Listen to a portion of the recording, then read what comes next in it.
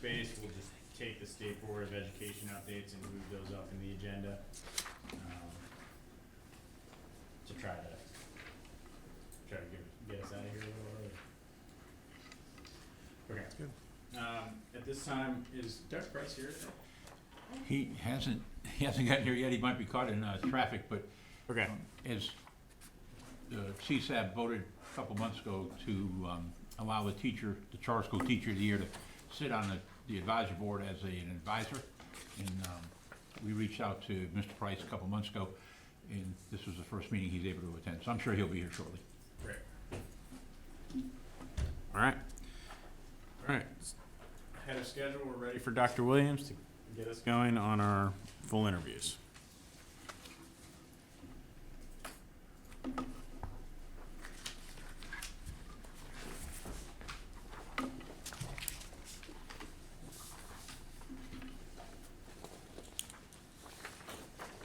All right, good morning, members of the board. Today I'm going to provide your monthly application update. Specifically, we will cover the application timeline and process briefly, and the applicants who will come before you for full interviews this month. Near the end of your meeting in November, you will provide it with a schedule of interviewees for January. You will interview the final 3 applicant groups today. We will end this update with any closing questions or remarks that you may have at that time. As you know, we follow an approved timeline and process, which this board recommended to the State Board of Education. Because of time constraints, I won't go into detail on this slide unless anyone needs a refresher. Hearing none.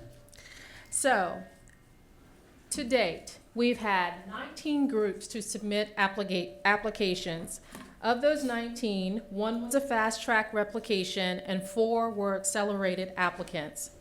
2 of the accelerated applications were approved, but 1 of those 2 was subsequently denied. That leaves 14 regular timeline groups who appeared before you for clarification. 9 of those 14 were forwarded to full interviews. 4 of the regular timeline applications that you interviewed in December were recommended to the State Board for approval. That leaves 3 regular timeline groups appearing for full interview today. The process that we'll be using today is the same as we have used before, so a quick refresher. I will present a 2-minute overview of information of each application to you all. Then the interview lead for that particular application group will give the instruction to the applicant groups to introduce themselves using these guidelines in a 3-minute time frame. All members associated with the proposed school will line up at the podium and introduce themselves in this order. First, the board members giving their name, occupation, and role they will play at the school if approved. Second, third-party vendors using the same format, and then any other parties present. All will then have a seat in the designated area and remain silent until addressed by the board. Anyone speaking must speak at the podium into the microphone. No additional material will be passed out during the interview if it hasn't already been provided in the application system. Following the introductions, the board will conduct the interview and make a recommendation to the State Board. The entire session with each applicant should not exceed 1 hour. Each interview is conducted by the full board and led by a member of CSAB leadership. And so, the timeline, you'll discuss the application and comments from external evaluators for 20 minutes, and then ask questions of the parties present for another 20 minutes, and then ask questions, additional questions will be followed by deliberations for 10 minutes, and end with your recommendation to the State Board for 5 minutes. I will provide written notification of the recommendation and next steps via the online application system. In November, 3 schools were notified to appear for their full interviews today. After the clarification interviews, our office released those clarification interview minutes to those 3 applicant groups. Any written responses submitted by applicants have been forwarded to this board as well as uploaded to eBoard for your review and consideration. Any letters regarding absent or late board members have been placed on e-board if provided by the deadline. Today's interviewees are Peak Academy Charter School, Power Elite Male Academy, and Huntersville Charter High School. Following today's interviews, your recommendations will be forwarded to the State Board for discussion during their February 5th through 6th meeting, and the State Board will vote upon your recommendations during their March 4th through 5th meeting. Are there any questions? Who do you have designated to lead the applications today? Because I didn't see it on the agenda or on e-board.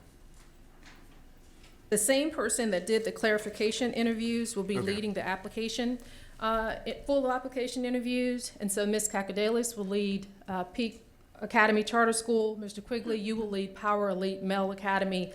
And Mr. Walker will lead Huntersville Charter High School. Great, thank you. Welcome.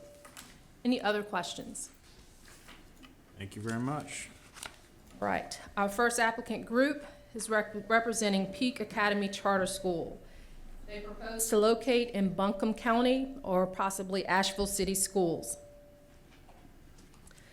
Their proposed grade levels are in year 1, grades K through 2 with 128 students, year 2, grades K through 3 with 172 students, year 3, K through 4, 216 students, year 4, K through 5, 262 students, year 5, grades K through 6, 308 students.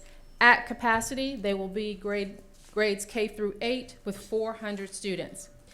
The LEA did not submit an impact statement for this applicant group. No due diligence was requested. This applicant group has not made any special request, and they are also not a repeat applicant. This applicant group did receive assistance from Leaders Building Leaders with their application and paid a sum of $1,500 for that assistance. This application was deemed complete.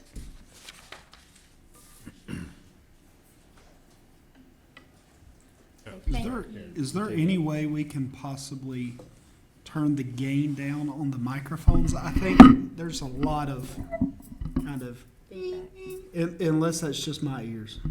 No, I mean. It's not just me? Okay. I know they seem a little hot. They might be able to hear us breathing. All right. We'll share this. Okay, well, thank you very much, Dr. Kiepler. Let's go ahead and have the school come up and introduce themselves, the board first, and anyone else, and the board chair. And then we'll begin our interview. Good morning. And just a review is 3 minutes for the group two. Okay. So again, good morning. My name is Tiffany Ihanacho, and I am the board chair for Peak Academy, Preparing, Empowering, Achieving Through Knowledge. I am a licensed therapist and a local government professional working on criminal justice and behavioral health projects. I have a background, master's in counseling and a master's in public administration. And my role on the board is to serve as the chair, work on the governance committee, finance committee, and facility acquisition. Thank you. Thank you. Good morning. My name is Libby Kiles. I'm the CEO of the YWCA in Asheville, North Carolina. I am a former classroom teacher of 22 years. I have a bachelor's of education, K-6, and middle school certification, and a master's in educational leadership. I serve as the vice chair of the board of Peak Academy, and I will be working with curriculum and parent engagement. Okay, thank you. My name is Katherine Lordy. I'm the board secretary for Peak Academy. I'm a native of Asheville. I'm a Teach for America alumni. I have a master's in elementary education. I taught 6 years in my placement school in the Mississippi Delta. I was also a program director for Teach for America, helping to train and develop their new teachers. Since moving to Asheville 9 years ago and while raising our 4 young children, I've been a part-time interventionist in the Asheville City Schools, and I've also been a writer for the Fountas and Pinnell LLI program. And I know that quality education can have transformative change in children's lives. I know that schools and classrooms can be change agents. I know that you can close the gap. And it's been heartbreaking to live in a community that's leaving behind its most vulnerable children.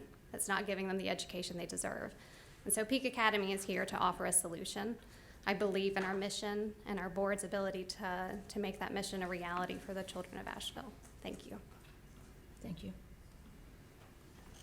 Good morning, Mr. Chairman and members. I am Michael Bacote. I am a fifth-generation graduate of Asheville City Schools. My grandfather and both of my grandmothers were both educators and principals in that system, and I received a wonderful education in that system. Today, that is not available for too many children.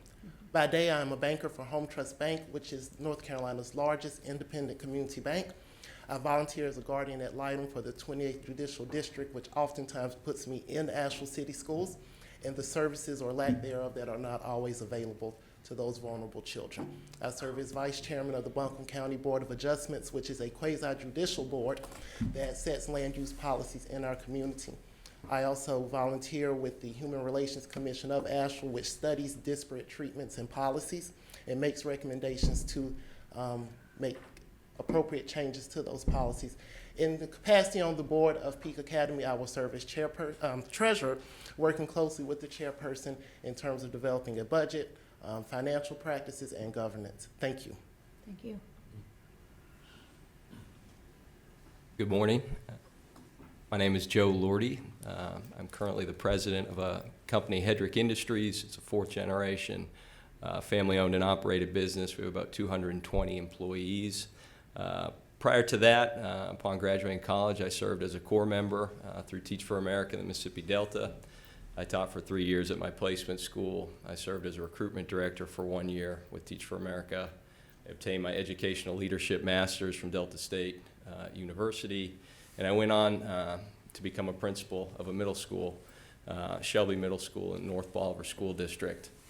In 2 years, our students and staff were able to move from a low level 2 at risk of failure school to a level 4 successful school. I know what's possible. I know how schools can impact the lives of students and communities in very powerful ways. As a business leader and a concerned citizen of Asheville presently, I do feel that the opportunity gap is the most acute problem that's facing our community. I do know that it's solvable, and I do feel that Peak Academy can be a powerful part of that solution. Thank you for your time. Thank you. Good morning. David Robinson, born and raised in Asheville, North Carolina. Currently coach basketball in the Buncombe County school system. Graduated from Montreat College in 2006. Proceeded on to work in the Guilford County school system as a EC specialist and different mentoring roles as well. Very passionate about Asheville, born and raised there. See the lack of focus on the younger, on the population that Peak Academy is for. Very avid in the community, have a lot of relationships with kids that I mentor, coach, and just handle under my care. Very passionate about helping the area and the brand of kid that is not being reached in Asheville, and just look forward to working with this great board. Thank you. Thank you. You'll notice I'm the only one with a pad, but I'm also the oldest one in the group too, so you have to bear with me. My name's Gene Bell. I'm a retired executive director or CEO of the Asheville Housing Authority. In addition to that, I was the president of the North Carolina State Executive Directors Association, and our focus for the 5 years that I was president of the association was focused on education. I served on the Asheville City School Board for 8 years. I served as a chair for 6 years. Prior to that, I introduced the KIP program to the Asheville City School Board, and we adopted that program, or they did at that time. I wasn't on the board, but we adopted the program, and it turned out that it had more impact than any one program we've ever had in the Asheville City school system. The achievement gap at that time was the worst in the state, and we've regressed back to that again. So my belief is that we can change that. My belief is that the focus has to be on our kids. I've lived in Asheville for 26 years, and we're probably one of the most vibrant communities in the state, and it's a gross disservice for us to eliminate or dismiss a whole population of our kids. And I think the Peak Academy has the staff, or the board, and our commitment to make a change with that. My capacity with the board will be in facilities. I obviously have an inordinate amount of experience with facilities in addition to being a general contractor.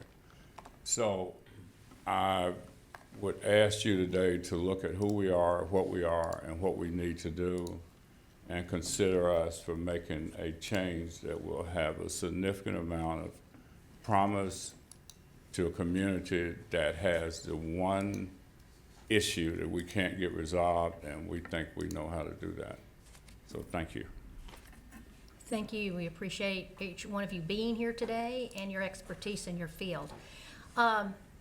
Before we start looking at each aspect of the application, there's one question that is heavy on my heart, and it's been brought up a few times, and would like to get that kind of off the table. I don't think when you guys came for your initial interview that clarification that you knew there was another charter school with your exact same name. So has there been discussion about that, and how have you decided what to do with that? There definitely has been a lot of discussion about that as well. I do want to say first that we are open to changing our name. We do not want to stop the opening of the school and serving the community based on a name. We do also want to advocate that Peak does have a branding and a stay in our community already. This past week, we were highlighted in the local news, including our two biggest media outlets, WLOS and our Asheville Citizen Times. And then I believe yesterday there was an editorial written. And so they were aware of the school. They did announce it as Peak Academy. We would be open to the idea of possibly adding Asheville Peak Academy, or putting some variations with Asheville and the word Peak. So I'm very much open to hearing if the board has any recommendations, or are you looking for us to solely get rid of the word Peak? Okay, we'll discuss that. I know there was some concern, just the confusion of having Peak in two different names. Also the thought that if you continue with Peak, people are going to think you're associated with each other. Correct. So, but you are open for Yes, change? Okay. definitely. All right. So let's go ahead and start looking at mission, purposes, goals. Any comments from my colleagues where we can go with that?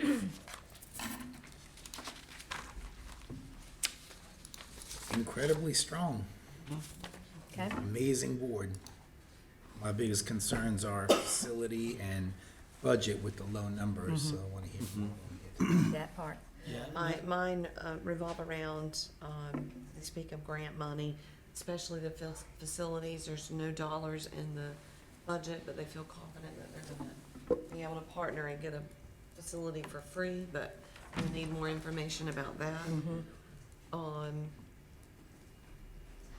I guess my biggest concern in the educational piece, I have no problem with the mission or the vision. I do understand that the name is gonna be a factor, but Peak itself, the letters P-E-A-K, are incorporated heavily into their mission and vision, and each of those stand for, a part of their vision. Right. So, I don't see how they can completely eliminate Peak from their name with that, but with regards to the educational piece, my biggest concerns were about the EL and the EC students.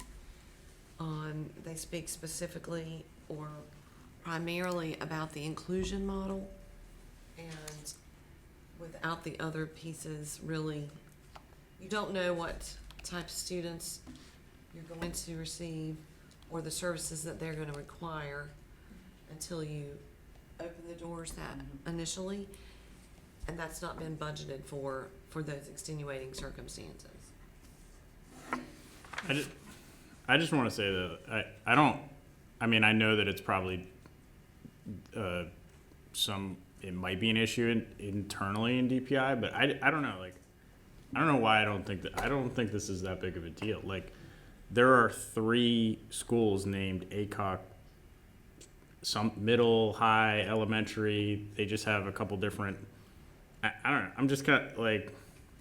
There's a South Central. There's a Southern. I mean, there's just like all these schools that have the same name around the state. Like, let's figure this out. Like, I think they should tack Asheville onto it and just Yeah, I be think done that's with the easy That's the solution. easy solution. Asheville like, Peak or Academy. like, you know, West or Mountain or I don't know. But like, I mean, I agree to your point that things are interwoven between, and you're basically asking him. I mean, that's a pain. Like, I've been through the process of selecting, you know, changing values, and it's complicated if you're going to be intentional. You know, a lot of schools, they're not intentional about it. They're just like, oh, these are our values. They don't mean anything. But it's clear that they've been intentional about it. So I just worry to like.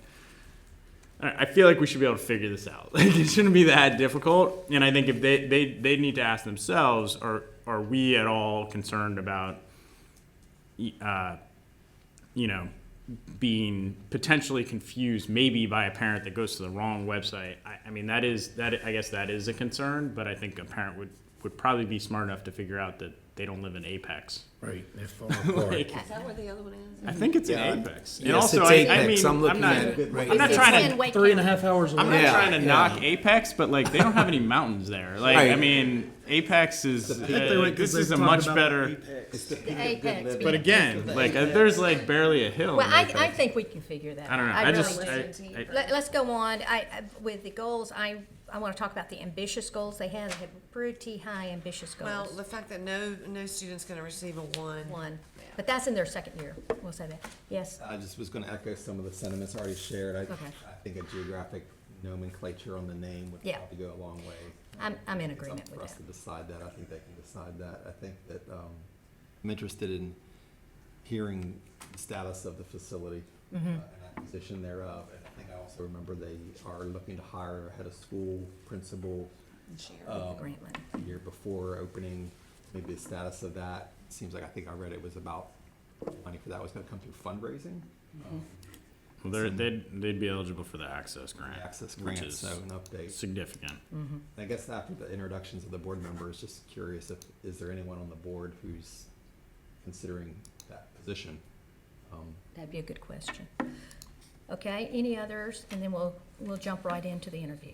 My biggest questions, again, revolve around the size of the wait list of the other schools in the area. Because 7.9% of Asheville city schools is a significant part of their population. So it said there's only 102 surveys, so I'm a little concerned that maybe there isn't enough support to support that enrollment. And again, I noticed the educational goals are very ambitious. And also from governance, the relationship with Katherine and Joel Lordy, if there's any relationship there, just want to make sure that's disclosed, if there's any conflict of interest there. And just some of the budget issues. Again, I know it talked about zero leasing going through the housing authority, so exactly how does that work? How you apply through that and how you get a $0 facility. And they talked about partnering with AVID, which I didn't really see any money in the budget for that, but yet a lot of their educational plan centered around. You're talking about Avid? Avid. Yeah, Avid, yeah. And also just missing, it looked like they were missing some elective teachers in the budget, so just again. Talk about that, okay. I have a few questions on some academic stuff that I'd like to ask. Okay. I will say We'll do that. I didn't disclose this as a conflict of interest because it's not, but I know Katherine and Joe. They are married. I can attest to that. I do know that, and I know them from my work in Teach for America, and they were the Mississippi Delta when I was there, and just two exceptional individuals. So definitely can attest to their character, but they are married. So I'm sure that they're happy to. That's disclosed somewhere in here. I think it's important too when we get in there and talk about the facility, is they've got to make sure even if they have to do a contingent facility, it's got to be inside Asheville city limits, because if it's not, it destroys the budget. because you're counting on that Asheville supplemental tax Right. to be able to make it work, and you have to be, the student has to be from inside the city limits, and your school has to be Yes. inside the city limits, or you can't get it Sounds under like current interpretation it's of the getting law, a budget. whether you agree with that interpretation or not. I don't. We don't, but I know, but that's the current interpretation. So. yes, it is, and it can make a huge difference, especially right on the line of two different districts there with students. All right, let's go ahead and One dive other in. thing. Okay, one more thing. On the admission policy, it's a little unclear. I believe it stated that one application would be put in for the whole family. So, You're talking about their lottery. yes, on the Okay. lottery piece, so Have that what explained. happens when a family, there's no more space for certain grades or whatever? When you have a set enrollment? Siblings. Okay. All right, let's go ahead and get started. With the mission, purpose, and goals, I think we all see that Peak is very much woven into your mission. And I think you heard from our board that we would be comfortable with just Asheville, something separating you like that. So I'm going to move ahead with that. With the goals, talk to us a little bit about the goals and why you think you will not have any child on a level 1 or 2. So we know our goals are ambitious. Our whole application is based on high expectations for our students. Our goals are based on the experience that we have as educators, the results that we got with our students when we taught, and also in comparing some of the high-performing charter schools across the state, their results as well. Henderson Collegiate is doing it, Sugar Creek is doing it. So we know that our goals are ambitious. We also know that they're realistic. The goal about having no child at a level 1 is important to me. It was a goal I had as a teacher. It's a goal based in growth, that all students can grow, that no child is out of reach, that we're not going to sweep a child under the rug because they're too far behind to possibly get it to level 3. So to take a child who is very far below grade level and continue to push them to improve and strive for a 2 is just based on our high expectations and our belief that every child can grow. Well, I will tell you, personally, I have that same philosophical belief, and I appreciate your no excuse mentality on that. So I appreciate that. It is a lofty goal. Well, it's important to note that the standards are being changed, so it's either not proficient or proficient, basically. So when they reset the standards last year for math, you're either not proficient or you're level 3, 4, or 5. And I have a strong suspicion that they'll do the same Okay. for the language arts this year. Do you anticipate backfilling in later years when the school is, are you going to stop taking new students after a certain point, or would you anticipate when the school's at full scale that you would continue to, take new students if you had space? In grades other than kindergarten? Yeah. Absolutely. And ideally, we would get all students at kindergarten to build that foundation and that love for learning early on. But I also believe that you can take a child in 4th and 5th grade who's behind level and hasn't gotten maybe the educational experience at Peak Academy and still continue to make growth. If there's room for new children, of course, we take children at older grades. Yeah. Okay, moving on. Education plan, can you tell us a little bit about your, I know the EL students, there was a lot written in the reviews that you know what exam you've got to take. Yes. Which ones the Yes. state accepts. Okay, Yes. that was a lot That of was just a discussion. misstep on I had researched some of the EL assessments and diagnostic procedures. I was impressed with ELP 21. I didn't know that it was mandated by North Carolina to use WIDA. So of course we will follow mandate, and they're similar, so. Okay, and the inclusion model, talk to us a little bit about contracted services, and you only have $10,000 in your budget for that. So we have budgeted full-time EC teacher. We have accounted for that in our facility to have a classroom with 128 students. I mean, we are projecting to have around the state average of 12 students who need 12% who need EC services, which would be around 15 students, which we believe that one full-time EC teacher year 1 can provide what's needed in their IEPs and the accommodations. We believe in the co-teaching model. So we believe in order to teach students in the least restrictive environment, the classroom is the best place to do that. There are times where pull-out is appropriate and necessary to meet the needs and differentiate appropriately.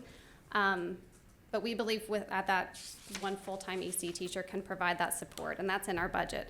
$10,000 contingency was what was recommended to us by Acadia North Star. And we also know that we can access emergency funds if we have a student who has severe needs that we can't provide with one full-time EC teacher. We also have looked really carefully at our budget and have pulled out a couple places where we could make cuts if we need to. So those would be marketing, a little bit of instructional materials and software that may not be required in order for us to implement our program completely. So. Okay. Can I ask some questions? Yeah. Or do you have a follow-up on that? No, go ahead. So you're projecting 20 students in kindergarten right now? 20 in each per class. Per class? Yes. And do you have, was I reading the budget? I may have run together with a different application. Are you doing teacher assistants?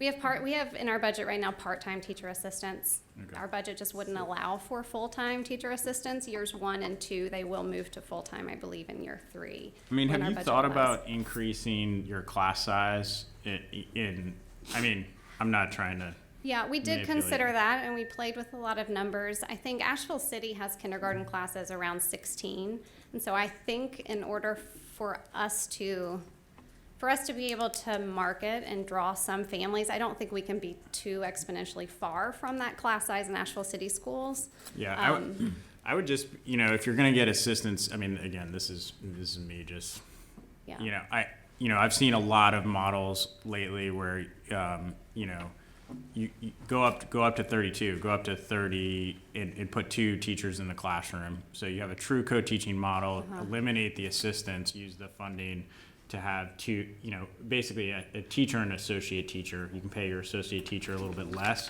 But it's actually a lot easier. That's the way my kindergarten runs now at my current school, and Henderson is moving towards that model. I was at Success Academy in New York last week, and they use a co-teaching model. It's just really powerful what you can get done. So it's just, and then you're all able to actually, as long as the room is sized right, you're actually more kids in your building, but maintaining a low ratio. And if I'm a kindergarten teacher, I'm actually, if I have the right co-teacher, that's actually having 2 sets of hands rather than having one with 20.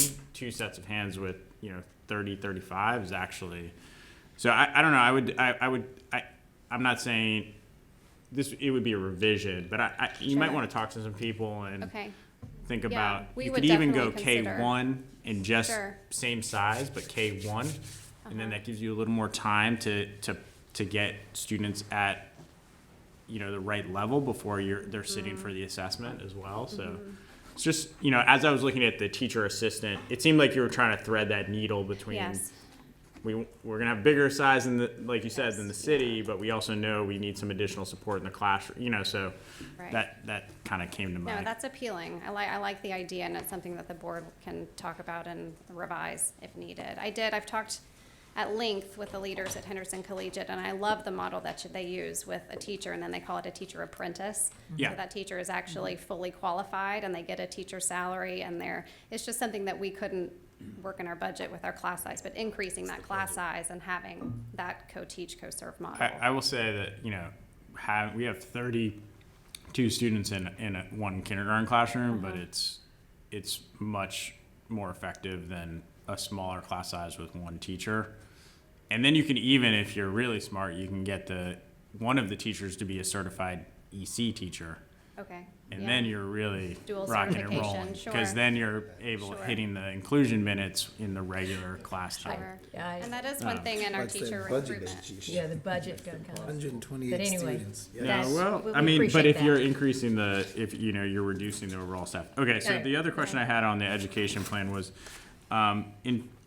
with the, did you name a specific ELA curriculum? So I did, and Okay, it I has, couldn't- I'm glad you asked, because it has since changed since we Okay. wrote the application. So in the application, we stated we would use Reading Street. Our That's right. education, our education team, when we started planning curriculum, we were drawing comparisons and did research and talked to other charter schools across the state. And we came up with two, Reading Street and Reading Mastery, and they're both very comparable. Their scope and sequence is similar. They both cover all 5 components of literacy really well. The basal program is really strong. We ultimately went with Reading Street on the application because one board member has personal experience and success with it. And so we felt that was meaningful. But since the application was submitted, we have read the Ed Reports review that it's misaligned with Common Core, which is obviously not okay, and it's important to us. We need to be aligned with Common Core. So we have reassessed that, and we've decided to go with Reading Mastery. Reading Mastery Signature Edition. We think that reading and writing should be taught in tandem, in conjunction with one another, not in isolation. And so the 2.5-hour literacy block that every class will have in the morning, we'll use Reading Mastery as the basal program, in addition to an hour of remediation and acceleration time with guided reading, using other resources. Okay. Someone just mentioned that while Common Core is, a national set of standards, North Carolina has our own standards, and we will make sure, and I'm sure you know that. Yes. You're gonna be following North Carolina standards. Yes. Reading is reading. I know. Except when I was on the board in Charlotte Meck, I will never forget everybody talking about authentic reading. And I said, what's the difference between authentic reading and reading? I mean, we just need to read. It's only when you read fake stuff, it's not Not authentic. authentic reading. Okay, anyway, let's go back here. I digress, I mean. Wait list. Tell us about. Breakfast time. I know, breakfast, I'm hungry. Okay, wait list. Tell us about your surveys and how you think you're gonna get that enrollment for your school.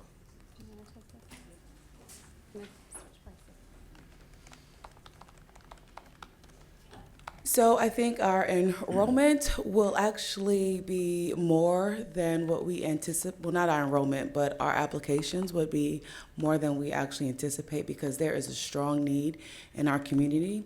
We just happen to have an opportunity to survey the community for a small representative sample at a local community event, which was the Black Town Hall meeting. And so that was just the scope of those surveys. However, we've gotten a lot of support for this charter school. Once we tried to keep it internal till we got improved, but I will say once this news went out, all of our board members were contacted about so many people about when can we roll, how when will it open, how can I help. A lot of feedback has been, I'm so saddened that you're only starting with K through 2 because we really want our children to be able to go there as well.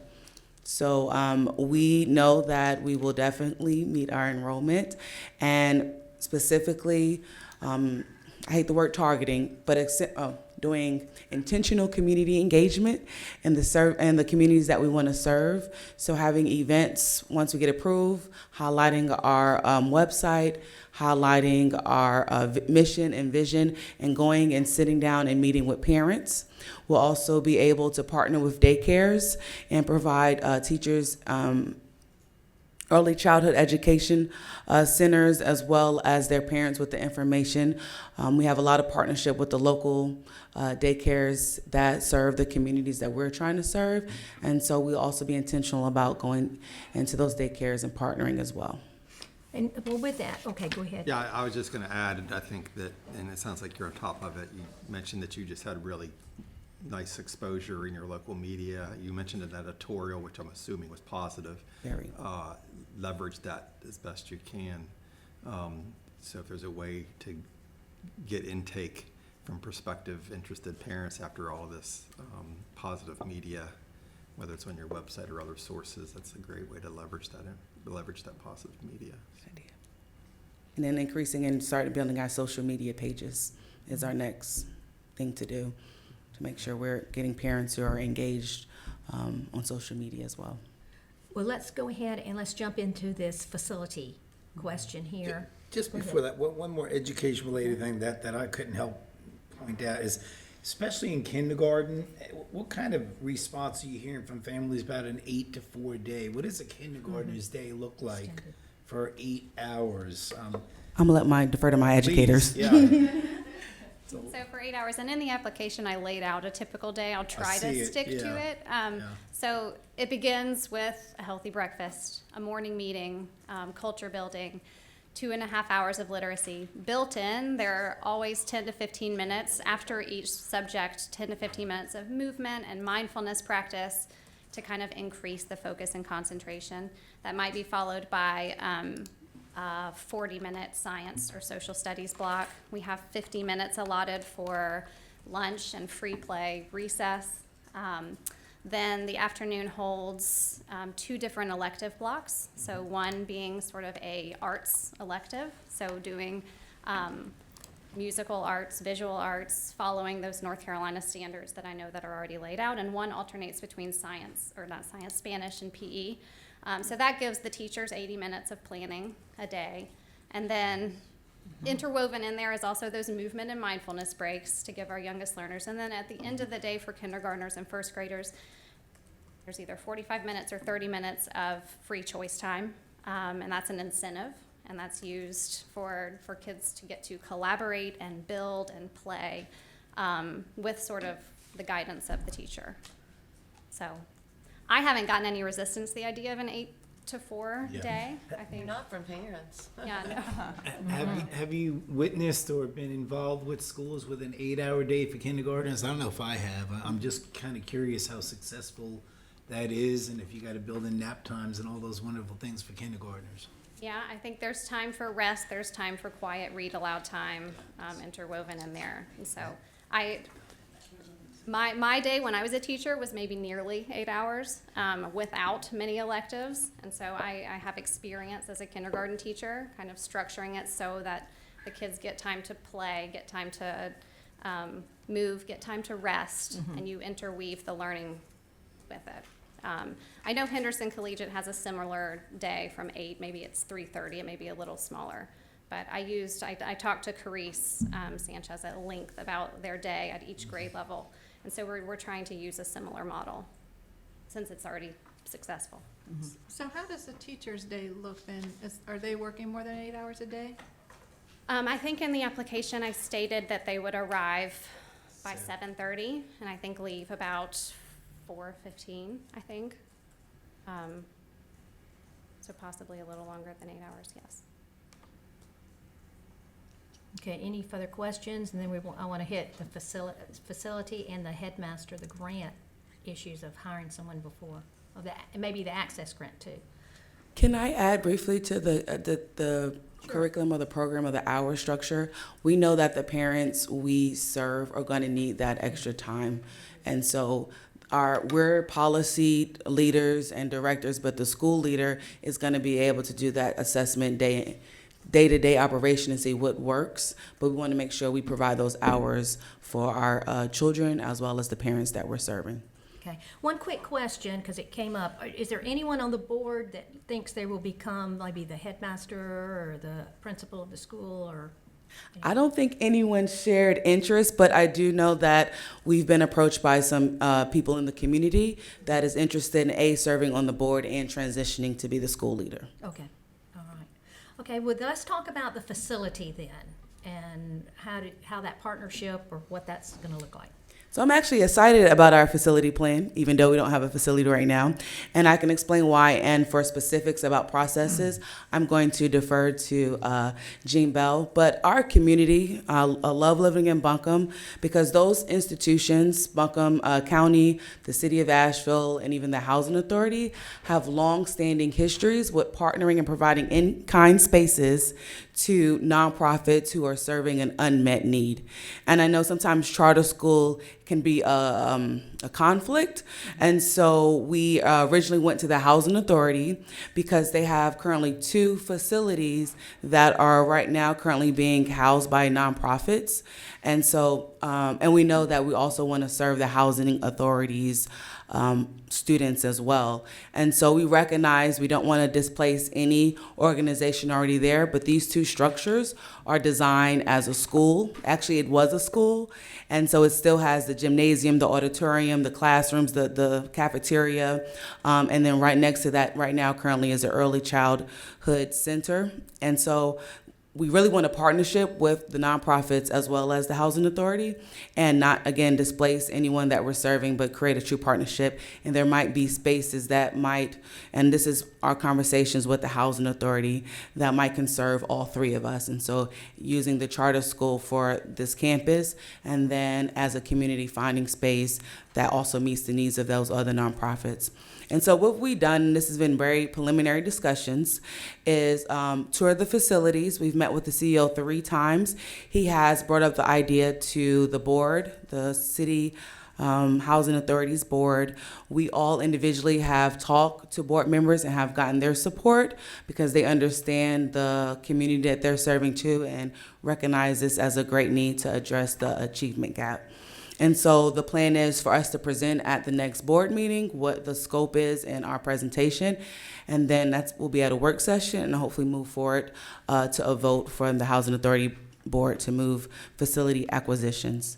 We've also have 2 other contingency plans. There are, and I'm not sure about other communities, but we have a few underutilized churches in our community, and so we've actually toured a few churches that are currently not in use at all, and so repurposing that space for a possibility of school. Once the news article was released, I was contacted by our county leadership to, again, present the scope, and I know the assistant county manager that's responsible for facilities said they're looking at doing a facility use study in the next 2 to 3 months, and would also definitely like to partner. And if we're not able to secure a facility with the Housing Authority, that they're willing to look at their facility spaces as well and see how we can partner. And it's pretty clear in there that you're expecting no lease payment, that they're open to providing a building with no cost? Usually how it works, and I can give you an example. Our current mental health provider is in a former county building, and the space is in kind with the organization responsible for the maintenance. Same thing with the Housing Authority. We would be able, that space will be provided free. We would just be responsible for the maintenance and the upkeep. And that process is usually done through a lease and a contract that states such. And again, Mr. Bell can speak to the specifics of how it operationalizes. I'm curious with that, the specifications of an educational space to upgrade any facility that you might have. Maybe Mr. Bell can address that, but is $40,000 going to be enough for maintenance and potential upgrade for a facility? Well, we were fortunate enough, the board, when I became the CEO, requested that we become a part of the community rather than being on the periphery of the community. So we have 3 facilities now in the developments that were public housing, but now our whole process is vouchers. Everybody that's in housing has a voucher. You can choose to live wherever you choose to live. So in Pisgah View and Diva View and Hillcrest, we have facilities where there's preschool there now. The Eddington Center, the facility that we referred to, was actually built to accommodate classrooms. The restrooms meet those requirements. The facility meets the requirements. They're all ADA accessible, so we don't have to try to go in and do upfitting. And then the place that Tiffany referred to, where the after-school program and the kindergarten program was also built to meet educational requirements as far as the facilities are concerned. So that's the least of our worries, is trying to find accommodation in those spaces. What we have to do is make sure that we wrap the services around to where our kids have a facility that's accessible, that's safe, and that it benefits them while they're there, and make it comfortable for our parents, for the parents to get there, to make sure it's close to a bus route, make sure that when they get there, if they go in a car, that we can loop around so that we don't have these long lines in the mornings. Because a lot of the low-income people that we have, to get to work is really a challenge. So we don't need to deter them when they're dropping their kids off by having a lot of obstacles. So we have made that commitment. The commitment still stands that we're willing to do whatever we need to do to help. In addition, we have facilities that we've housed. I have a DREAM program for 5 years at no cost. We have the Boys and Girls Club, and we have the program called Read to Succeed, that the kids actually go to our developments and have educational components while they're there. Okay, I want to remind my colleagues, we're almost at 10 o'clock now, and we've got just about 10 more minutes. Any pressing questions? I know there's a few things we did not discuss. One was access grant. Have you applied for that?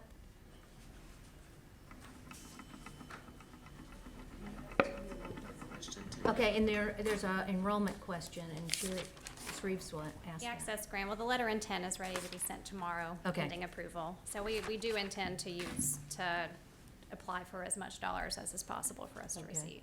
Yes. Ms. Reeves? Can someone explain the enrollment policy, Wait, the lottery? with regards to the lottery? It says one application per family would be put in, but what's gonna happen when the enrollment numbers exceed I think in the available lottery seats? process, so I think that in terms of siblings, I stated that, the application states that each child will have a lottery number. If one child gets chosen with siblings, all their siblings are enrolled, until enrollment is full. I'm not quite sure. Statement that said enrollment until enrollment is full. So what is the, The questions in the application, I did not see where you stated that once a class fills, that so basically, I've got 6 children, and you pull my family's application, and 3 of my children, there's no issue with their grade level, but 3 of my children, the grade level's full. According to what the application states, when you pull my family gets in. That's an excellent question. In my mind, I would say that we would extend that grade level by 1 child, and what's the harm in doing that in order to Right, let. until you pull the next application. Exactly, and then you pull And my it does application, the same thing to another grade, and you pull the next application.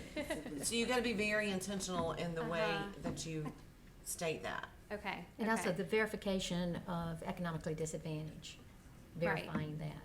Right. Yes. I know that so that is an excellent question. I'm not sure at the moment. I know that we will talk to other schools who operate a lottery, especially one that have an economic disadvantage lottery, to see how they work through those kind of questions and, Yeah, and it's not just for the weighted piece, it's for the whole enrollment lottery piece. I know, because we've been pushed up against the wall before, and had to make those changes, and then, you've made somebody else angry in the meantime. They'll really have more flexibility in their lottery than any other school other than Francine Delaney, because they're gonna most likely be under the same desegregation order that Asheville City Schools is under, which is going to allow them a lot more flexibility. Now, this is all about the. About the set students, numbers. yes, but when you're talking about the socioeconomic, I mean, Yeah. nobody else can have a weighted lottery based on race, but I believe that Francine Delaney does, and I think this school may be able to do that too. I think Francine Delaney may have had to go to the court and say, we want to be under the order. I don't know how that worked out, but. they have a dual wait list system. So I think that if their numbers get close to the minority population of the LEA, they can pull from either, they have racial wait lists that they can pull from. So I've obtained the desegregation orders from Francine Delaney and Asheville City Schools. We're working with Lisa Gordon-Stella to just ensure that we're in compliance. She's been given me great assistance with it. There is a clause within it that states, I believe the language is, we must reasonably reflect the population of the LEA or the special population in which we intend to serve. our special population, we're intending to serve the lower income population of Asheville that's not getting what they need. So in terms of the admissions lottery, I assure you that we will talk to schools that are doing it and have done it well and executed effectively to be sure that we learn from those practices and procedures so we don't get in hot water with families and over-enroll. Okay, thank you very much. Any very pressing questions? I have just one really Okay. easy one. Your facility plan is that we're not gonna have to pay for a facility. Your contingent facility plan is you're not gonna have to pay for a facility. What is your contingent plan when you have to pay for a facility? We've had a lot of groups say, we're gonna be able to find a free facility, and then they haven't, so what will you do? How are you gonna make it work? So our A, B, and C is, and I don't want to say free facility because there will be some costs.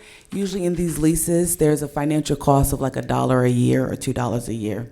And there's a lot of underutilized space currently in Asheville that needs an occupant from our partners.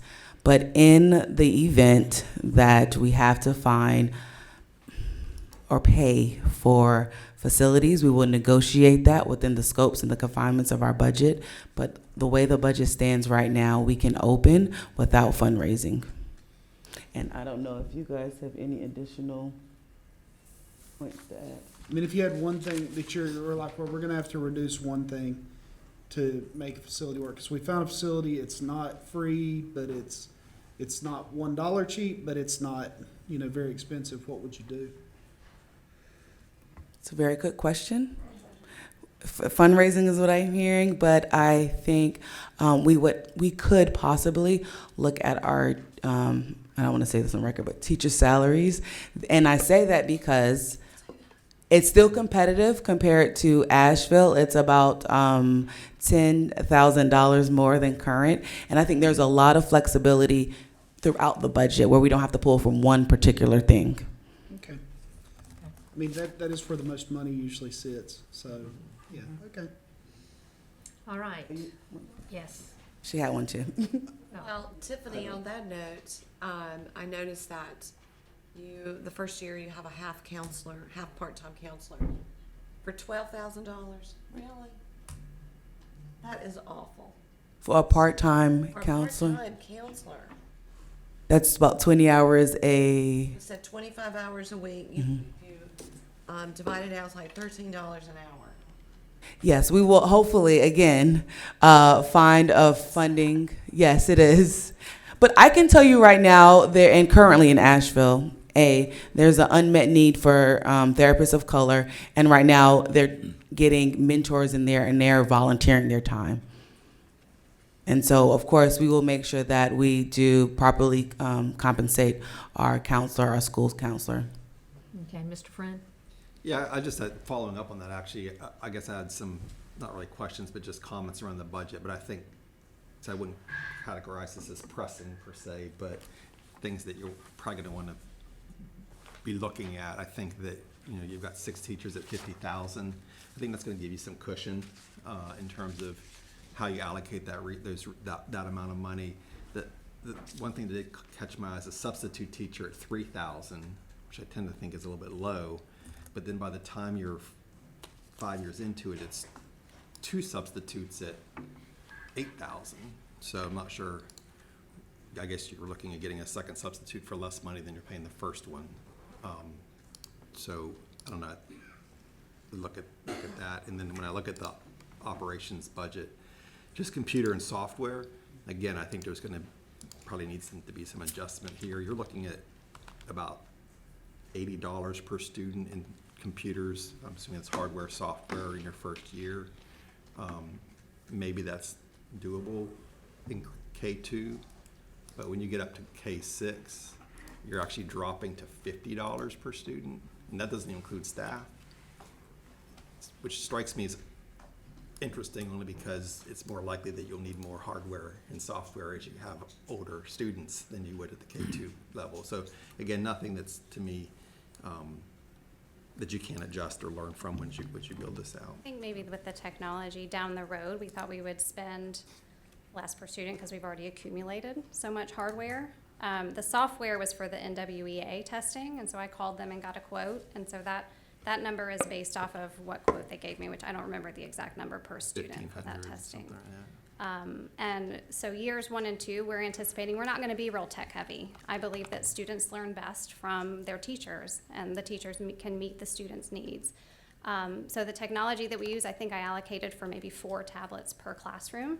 And when they're doing the whole group NWEA fluency testing, all those tablets can be pooled for one classroom to use at a time.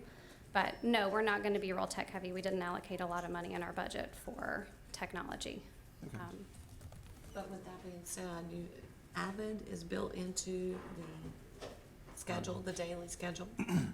Avid at the middle school is, yeah. So in the elementary grades. So just for the middle, okay. Yeah, so there will be an Avid class for the middle school. The elementary school, the Avid program will just give teacher training. They have a resource library. They have a program manager who can come in and give teachers assistance when needed. And I included that in our budget under the line item for professional development, I think. Yeah, and I think that I'm inclined to support this. I'm just projecting out. I think it might be a We little know bit that more our budget is expensive than you're really, really projecting tight right now. in trying to do what we're trying to do with so few students, years 1 and 2, providing transportation, providing school nutrition, providing competitive teacher salaries. Those are kind of our 3 priorities. So we know that there are areas where we're going to have to make cuts. We do have a really aggressive fundraising campaign, and so nothing in our budget is dependent upon it. We know that fundraising will just enhance our programs and be able to make those assistants full-time, be able to make our counselor full-time. So we're really hopeful, we're really very confident that we will be able to fundraise, access the Access Grant, but nothing's dependent upon it. We think we can fully open and operate given the budget that we have, and operate very conservatively. Okay, I'm gonna go ahead and cut off the discussion with the board and start the discussion between ourselves. I would like to say that if it wasn't for this board, I'd be extremely concerned about this facility budget issue, but the strength of this board, the background that you bring, your connection to the community, I mean, this is an all-star board. I mean, this is amazing, and I'm very excited about the things that you can do for that community. I agree. I think this board is solid. I think the application was solid. I hope the facility thing works out the way that they hope it will. I would move we recommend to the state board that Peak Academy, with the caveat that they add Asheville into the name, be moved forward for ready to open status. Okay, it's been moved. Do I hear a second? Okay, any other further discussion?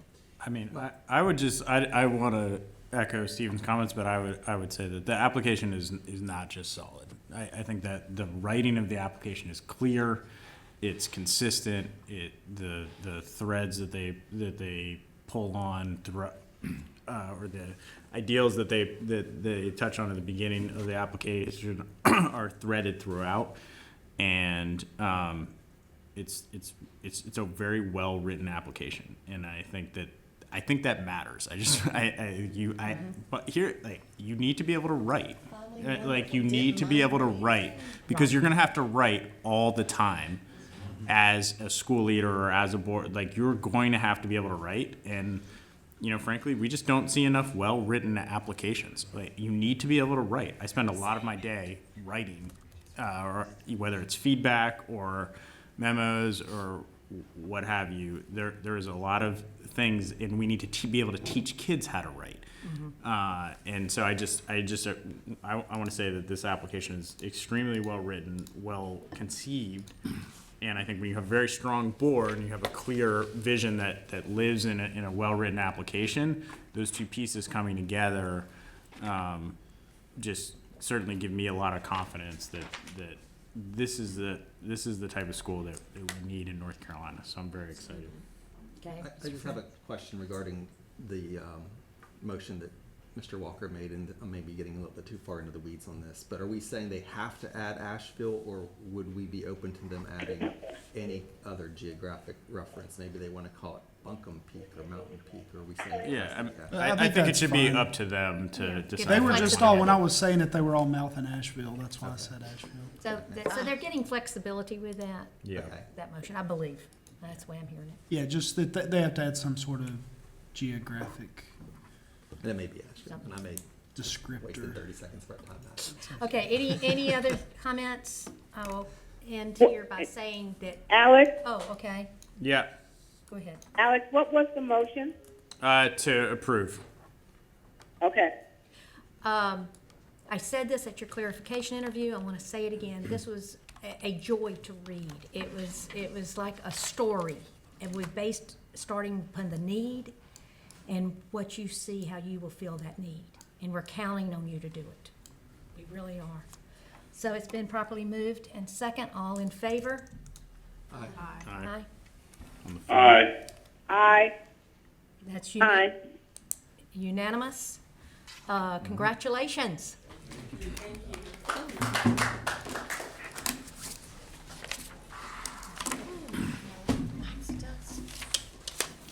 10:08 for a 10:45 time. We did 1 hour though. Okay, so let's take a 15-minute break and start at 10:25 to start Power Elite.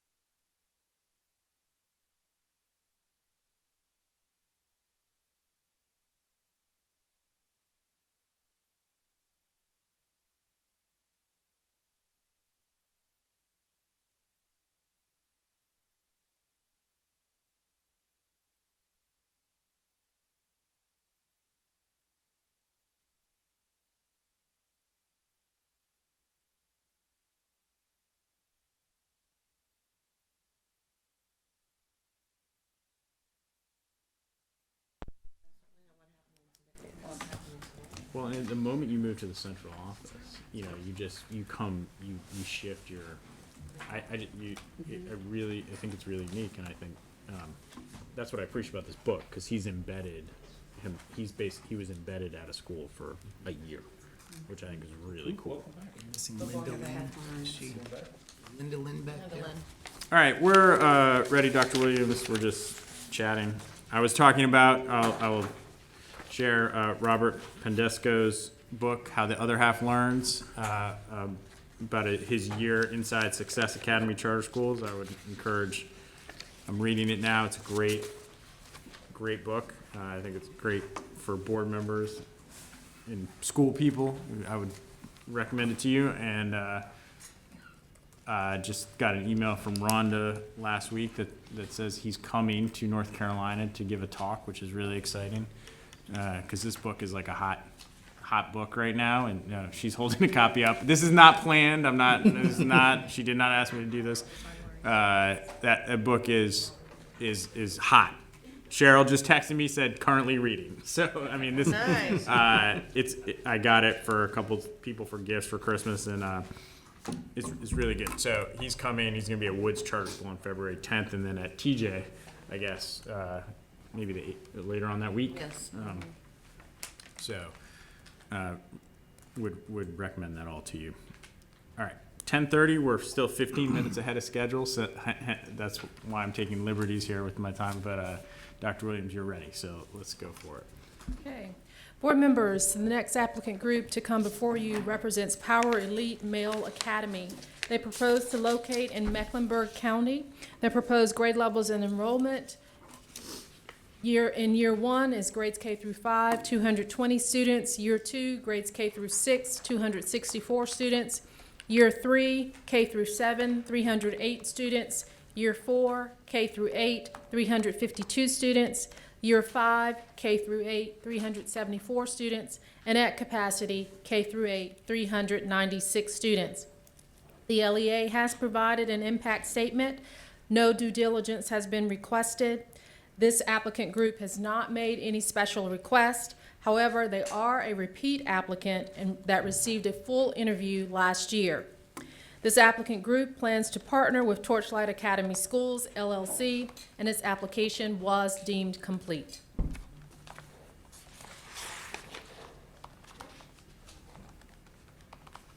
Good morning. Good morning. My name is Rochelle Gray. I am the board chair of Power Elite Male Academy.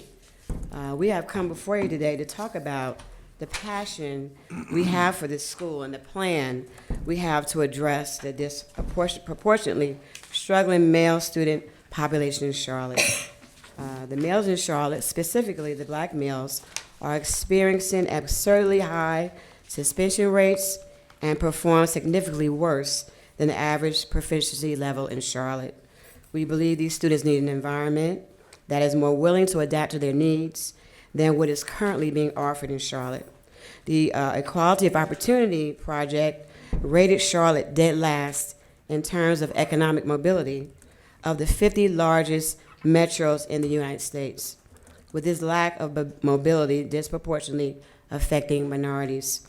In our application, we reference research and demonstrative evidence of the single-gender school model improving school, student, academic, and life outcomes. There is currently no school of choice with this environment in Charlotte. The management company service provider we have selected has operated single-gender classrooms for over a decade, which we believe makes them a great partner to support the implementation of this model.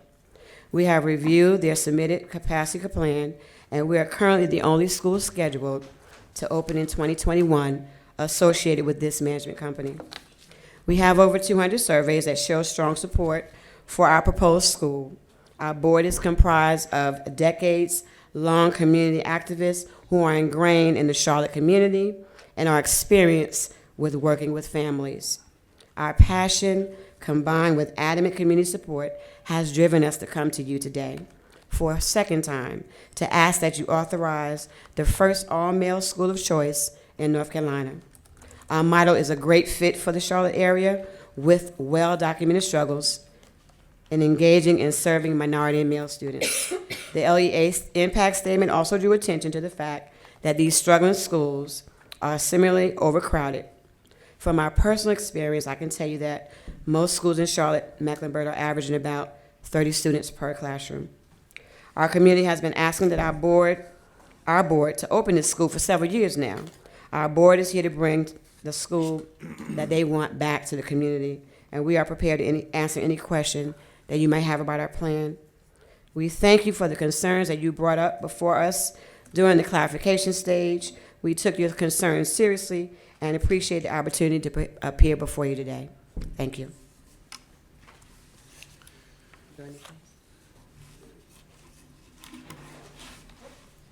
Yeah, if we could just have each board member introduce themselves so that we know who you are. I guess I can start. I am Rochelle V. Gray. I'm the board chair. I have 20 plus years of education, 10 of those in Charlotte Mecklenburg school systems. My certifications are K-6 elementary, 7, 8, 9 social studies, K-12 principal in New Jersey and in North Carolina, all three. I also have a nonprofit certification from Wake Forest University. I have 3 terms elected to the Board of Education in New Jersey, and I bring a burden and a passion for males. I also had the opportunity to create an all-male cohort in my middle school, which have lasted for the last 3 years. And we have had 28 students consistently, 0 suspensions, all graduated and promoted, including 2 young men, 8th grade students who were truant the year before. So again, that is my profile. And good morning. My name is LaShare Wright. I am the vice president of the school. I am also the co-founder and founder of Funding Futures USA, which is a scholarship, resource, and application firm. I work for a nonprofit, which is Freedom School Partners. I'm a region assistant there and also a speaker and coordinator for their secondary initiative. I'm also a parent of 4 sons, and I believe in the mission and the need for the school in our community.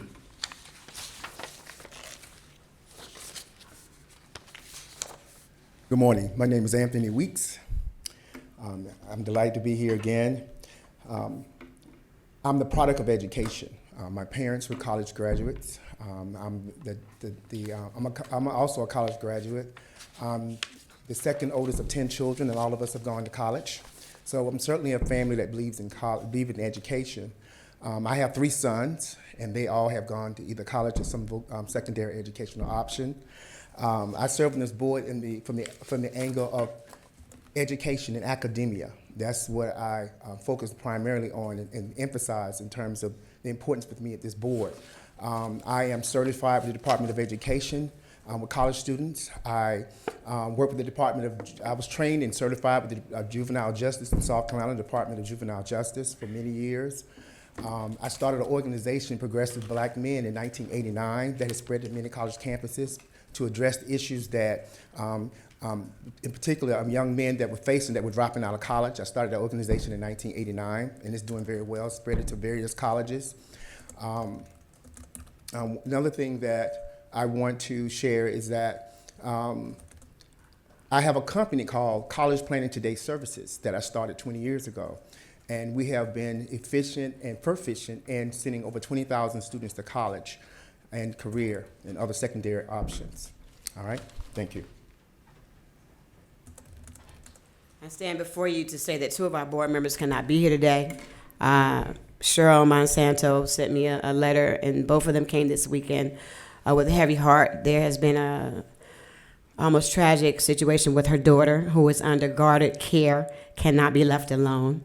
So we're very emotional this morning because she's an integral component of our board. She is our organizational management person. Coming from Wells Fargo, she keeps us on task. Her specialty is board governance. And also, Tiffany Ingram was also not able to be here with us. There is a broad outbreak of the flu in Charlotte, and she again is also under doctor's care. Temperature of 101, could not be with us today.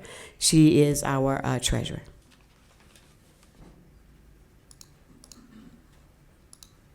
All right, great. So what aspects are board members most interested in focusing on today in our discussion? The aggressive enrollment, I want to ask how they think they can achieve those numbers. Okay. I want to see some solid proof that they've got the interest in this school that they claim to have, given our discussions, many discussions over 43 schools in Charlotte, making the difficulty we've had the last couple of years in even getting to 50% of enrollment projections for schools in Charlotte Mech. So And that's by here- far my biggest concern. You're also only pulling from Right. half the students. Right. That's what I Right, was so, gonna say. so they could make it, I guess it could have a benefit because it's something unique, but it also could be more difficult because you're not gonna pull any female students. They claim in their response that they population is have more information on student enrollment. I want to hear great detail in that. All right. What else?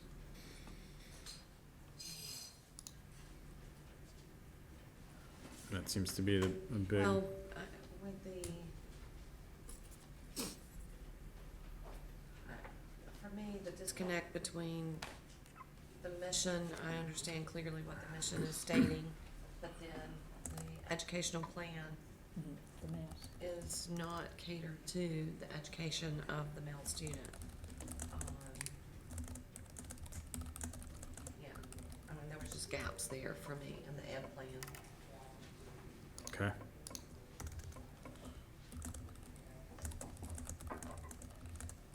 All right. Other questions?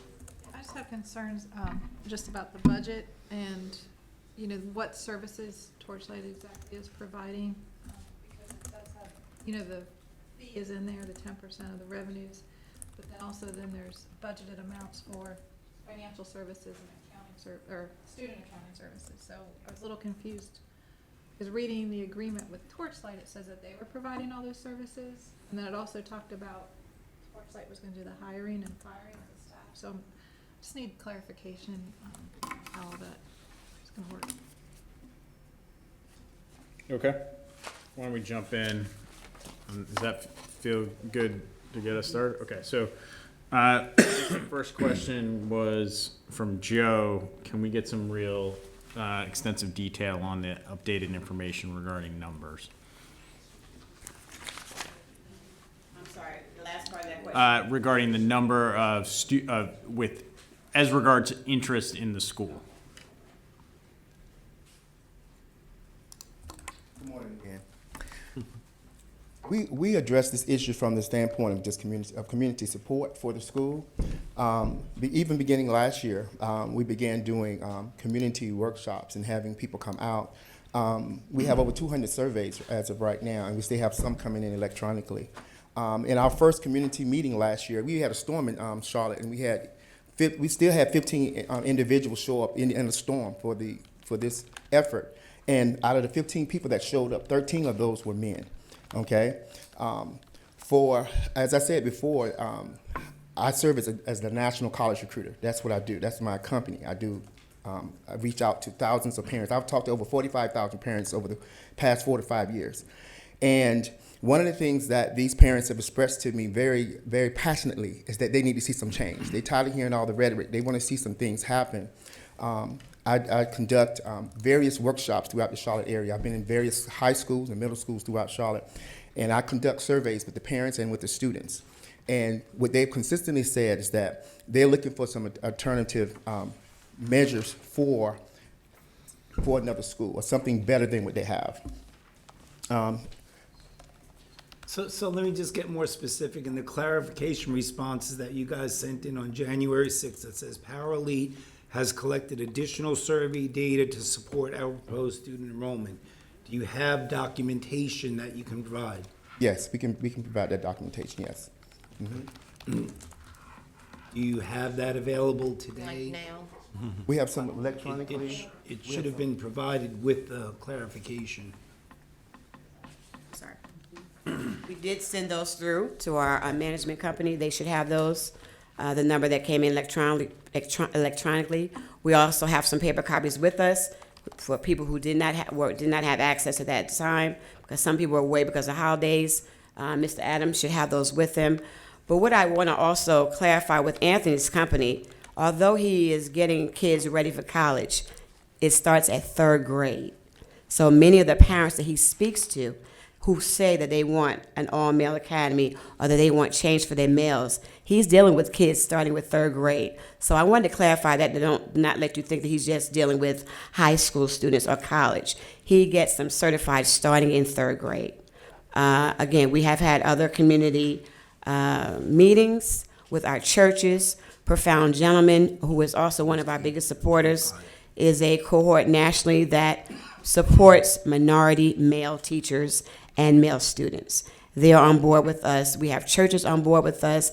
People are ready to see. Their concern is that they don't want to get all hooped up and then we come back empty. So, but the concern is there. And so, again, I also just went to some Christmas parties of some of our students or our male students that are involved with athletics, basketball, some of the football teams in the community that we have. We have their support, but again, they want to see us come back because they don't want to get all upset about it, thinking that it's something that could happen and then it doesn't. So do you have that additional survey data with you? Yes, Mr. Adams should have some of the paper copies, and electronically I'll defer to him as to how they were uploaded. Thank you. But here's some. How many more surveys do you have? These right here, this is probably about 20, totaling 24 boys. And some were also uploaded electronically. So in total, we have about 200. Including the 70 we had from last year. So 270? 200 total. Okay. And they're all eligible K-5 males. They are. And some of these, for example, this young lady right here has 3 sons. So some of them have multiple students on the survey. We also modified the survey to say, do you have a male student? So again, we have that. We made that distinction. That was something that you asked for, so we added that question to the survey. This is going to be a K-5 starting out, correct? Yes, sir. So can you clarify what you just mentioned about talking to 3rd graders and up? As far as his company, but we also have had talks with the community, including we have a collaboration with private schools, with I'm trying to find my words, nursery schools, because my passion for boys extends. So many times I go and talk to them about what some of the things they could be doing for boys. So that they're not overly visually stimulated with electronics, which enable them to want to be able to read when they get to elementary school. So we have some collaboration with them also. We're looking to collaborate because that's going to be our K, their pre-K. So we've been introducing, and also through one of our private school who has recently downsized from K-12 to K-2, Brisbane Academy, who's been around for 25 years. They have also given us access to their student and their parents. So I'm trying Question, to access. Mr. Chairman. Go ahead, Joel. Good morning, and I'm trying to find the answer to my question in the data that we have in the report that we have. Mm-hmm. But a question for those folks who are looking to open up the school. If it's my understanding that you're looking to start the school K through 5, you're looking to start an all-male academy. Yes. We know that in Charlotte-Mecklenburg, 60% of the African-American children can't read by 3rd grade. Correct. What is your strategy or plan to get those kids up on grade level, since you're going to be a high probability that you're going to get some kids who are not on grade level? All righty. I don't like to answer that. May I adhere to my notes? May I adhere to my notes? Thank you. Our curriculum has 4 components. North Carolina's standard course of study for reading and math, as well as essential standards. We're going with a theoretical framework, brain-based learning, which explains how the brain performs in a physical environment. Our overarching instructional component is active-based learning, and movement aligned with graded instruction motivates the student to deep dive, master, and retain their learning. Examples, ThinkLit, which is a balanced literacy program that has been modified and been made to be hands-on. The students get more involved because they're motivated by what they already know: action, sports, reading, looking at computers. We also are looking at Teach Like a Champion, because our overreaching component is the active-based learning. But we're looking at Teach Like a Champion because many of my students, they're not reading on grade level because they're not in class. Because the ability to look at the nature of a boy and understand him and not get upset when he does certain things, and the ability to nurture that so he is able to remain in class and then culturally look at him, those three components are missing. So that's a lot of reasons why my kids are not reading on grade level, because they're not in class. But because we're having teachers that are able to look at the nature, to nurture them, and then prepare instruction that fits those needs, that is action-based, that motivates them to want to be in the classroom and learn. For example, one of the action-based activities was having vocabulary words on the floor with a basketball hoop. And as the kid selects a word, if he correctly defines that word, can say that word, tells what it means, he gets to take a shot. The kids didn't care whether there was a prize at the end. It was just about the ability to have action combined with the study that motivated them and allowed them to retain the information more readily. Boys, 70% of them are bodily kinesthetic, but yet we still have them sitting down, which again does not motivate them to retain the information. That is what active-based learning does. And then we're also, again, looking at our cultural competency standpoint, where, again, we want to teach teachers how not to get upset when different things happen with boys, how to be able to de-escalate situations. So, again, they're not in ISS and they're not home. Because even at the elementary level in CMS, we have BNTs who deal with IXS. We have with ISS, which is in-school suspension, and it's a great rate happening among elementary students, which we don't understand. They don't understand why. I do, because you don't know the nature of this boy that you're teaching. You don't know how to nurture that so that he gets the understanding of why he's there and wants to be motivated to be there. And culturally, you're not dealing with who he is. So we're missing on all those cylinders. So again, it's not that their instruction is not great. It's the delivery, and again, getting that student to understand and want to learn. We have guided reading, we have read alouds, we have poems, they have poem study, and again, we're also looking at more literature that's aligned to boys, literature that boys really want to read. And we have the Successful All program that's going to be dealing with building phonics and awareness, which are the building blocks. I have students that can't read because they don't have the rudimentary skills. And a lot of our students that are coming into Charlotte are coming from backgrounds, especially my Hispanic students, which they're not able to read even in their own language. So we have to be able to teach them how to do that and how to translate that. And that's a training that teachers don't necessarily get in Charlotte.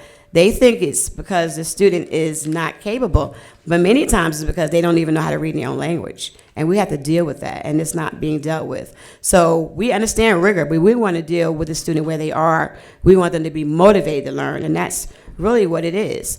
How do we get the student motivated to learn? And that's what we plan to do through this curriculum.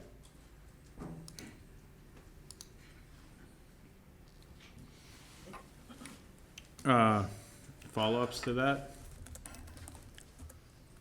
I have a question about Yes. professional development. Mhm. So what does professional development look like as it aligns to your focus on males Mhm. and action-based? And then back to the budget, there's instructional materials line item for $10,000. I think action-based centers around a lot of things that would be available in the classroom. Yes. And maybe even outside the classroom. And so 220 students you're projecting, all males. Kind of talk a little bit about professional development and then also how you're going to provide all the materials. Okay, so in regards to professional development, we will be using activities that come along with, that we know with the action-based learning. There are books, Success Academy has a curriculum that has it. We have the gentleman that's coming. We also will be at that training when he comes to Charlotte. But there are so many activities already out there. And again, just like the one I just alluded to, there was nothing to put a piece of paper on the floor and put index cards with a little Nerf basketball and have them shoot. So many of these things that we're talking about, they don't cost a lot of money. We will have a playground there, the ability to go out there and teach them how to look at force. In science, all it requires was a football and then pushing back and forth. So many of the activities that we're alluding to don't cost a lot of money. A lot of the activities or the materials teachers can use they already have in the classroom. But again, we have great community support. We have a gentleman that's here with us today. They just want to know what we need once we get the school up and running. And again, Profound Gentleman also has access to things like that they're willing to share with us. In regards to the budget, I'm sorry, so I hope that answered your question, because in regards to the professional development, again, Torchlight will be providing training. We have webinars online. Success for All has an entire curriculum of free webinars online that come with certifications. Again, there are some of us who also are at Astute to come in and provide training also. So, and North Carolina itself has many free trainings. You said Success for All. Is that the phonics program that you're Yes, doing? it is. But they have a few things, dealing also with classroom management, with cultural competency. They have a few things. So the curriculum in the education plan is Yes. pretty similar to a lot of Torchlight's plan. How is it kind of different, and how does it focus in on the male needs? Again, males need to move. And again, with them being nurtured as to who they are, taking responsibility for their education, not sitting back, but creating in the classroom, helping peer-to-peer in the classroom, groups, movement. Again, to me, when I see my males, most of the time they're sitting down. Even our science, we don't have experiments anymore. So to be able to walk in the classroom and see a kid with a microscope or with glasses because they're conducting experiments, that's what males like. And again, getting them reading things that they like, getting them to be able to discuss with a peer or create questions, or just be able to put a question in the middle and say, how do you think you solve this? Or to take a Math 24 game and say, based on the lesson that we provided today with algebraic notation, how can you get to 24? Giving them problems that they can solve and making it competitive, because they love to compete. That's what I was going to say. They love to That's compete. one thing about guys. Absolutely. Is they're very They competitive. do. They love to compete. So like I said, even with the basketball, with the game, it wasn't the fact that they were getting anything. They just like to compete. They want to win. Absolutely.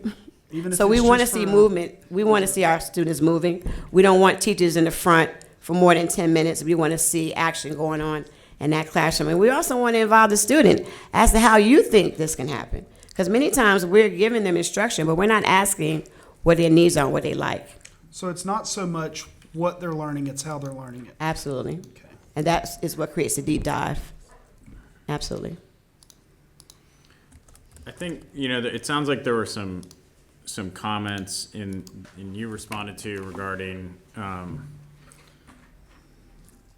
the Teach Like a Champion, culturally responsive teaching, multiple intelligence Yes. theories, not teaching No. methods. If I can explain. So Yeah, you Teach wanna- Like a Champion gives teachers techniques to be able to keep the male in the classroom. For example, they might have an issue with something. Teach Like a Champion gives them methods. So instead of calling their name and putting them on the spot, there's just certain things you might just say focus. You might put your finger up. And people always say, how does that work? Because everyone knows, the child knows if they're not on task and focus. You don't have to necessarily call their name. But what we don't want to do is create this debate back and forth, or the student gets upset and it escalates. Those techniques are teaching students how to de-escalate things when they happen in the classroom, so that the male is staying in the classroom and not in ISS. Not getting upset because they don't have a pencil or they got upset. Being able to look at a student and say, something's off with this student today, because there are certain things we're going to be teaching you to look for. We want the male to know that he is being seen, and even when he answers or does something inappropriately, it's not going to get him out of the classroom. You're going to be in this classroom. We're going to figure it out. And so we're teaching the teacher with these methods. These are some things that you can do to de-escalate and to make that male know that he's wanted and that we need him in that classroom. We're not going to get upset because he does certain things. You can sit on the side. Again, there's so many things that we're going to be able to teach them through that method, and that's really what that is. So when people say management, they think classroom management is negative, but classroom management is also positive. Doesn't have to be a negative response. And that's what we want to teach our teachers. Do you tell me about? I mean, because there's this one paragraph. Our chosen curriculum consists of 4 components. Because you're talking about kind of like classroom management methodologies and teacher champion.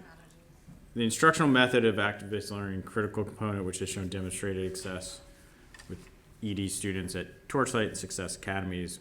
One of Success Academies, 100%. Da da da. Chosen curriculum has.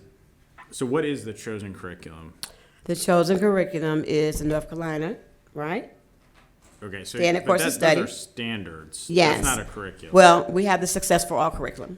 Success and for All. SchoolNet. We're also going to be using SchoolNet for our assessments, and SchoolNet also has many instructional components too that we'll be using. So those are the 2 programs. So Success for All. And then what about math? Because Success for All is just reading. Yes, that's absolutely, and that's where we'll be going to SchoolNet. That's where we'll be going to SchoolNet. So just basically pulling the items from. Yes, and then there's also some supplemental things that we know that teachers, come up with on their own, because they will be having PLCs and they'll have an instructional coach, which is well diverse in that area of math, and so they're going to be also helping them. Is SchoolNet then the curriculum you're using for math? Yes, we will be pulling some things from there. Yes.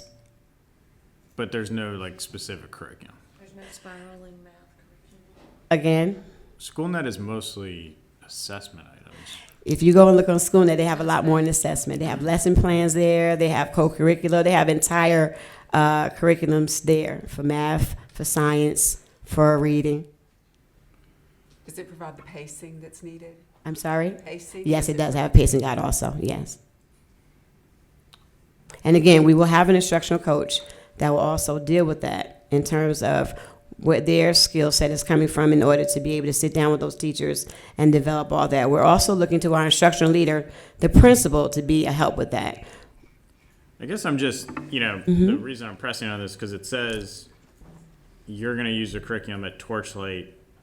You're going to use the model, the method used at Torchlight and Success. And then chosen curriculum has a track record of driving student improvement for all students, closing achievement gaps. I mean, SchoolNet doesn't really have that. It does, but combined with what the teacher's knowledge of how to get those students to that place, that's what's going to do that. Does Torchlight not have a curriculum? I mean, they've been in existence for a long time. Do they not have a curriculum that you can just take? Yes, they do, and we will. We will be using some of their people too, again, to come and introduce the curriculum. Yes. But we don't want to do the same thing that everyone else is doing. Like, again, with the Math 24 game, I mean, we know what the standards are for North Carolina with math. And so although they have a curriculum too we're going to use, we still want to look at what's working within those curriculums and be able to supplement them to help our boys. Because we're dealing with a lot of rudimentary things in regards to our boys. So what does the statement mean? The school's curriculum content materials will come from SchoolNet resources and the school's digital repository of approved instructional content materials. What is that? There are digital resources on the internet that we've been looking at to pull instructional tools from. So again, we're looking at schools like Torch for Success for All.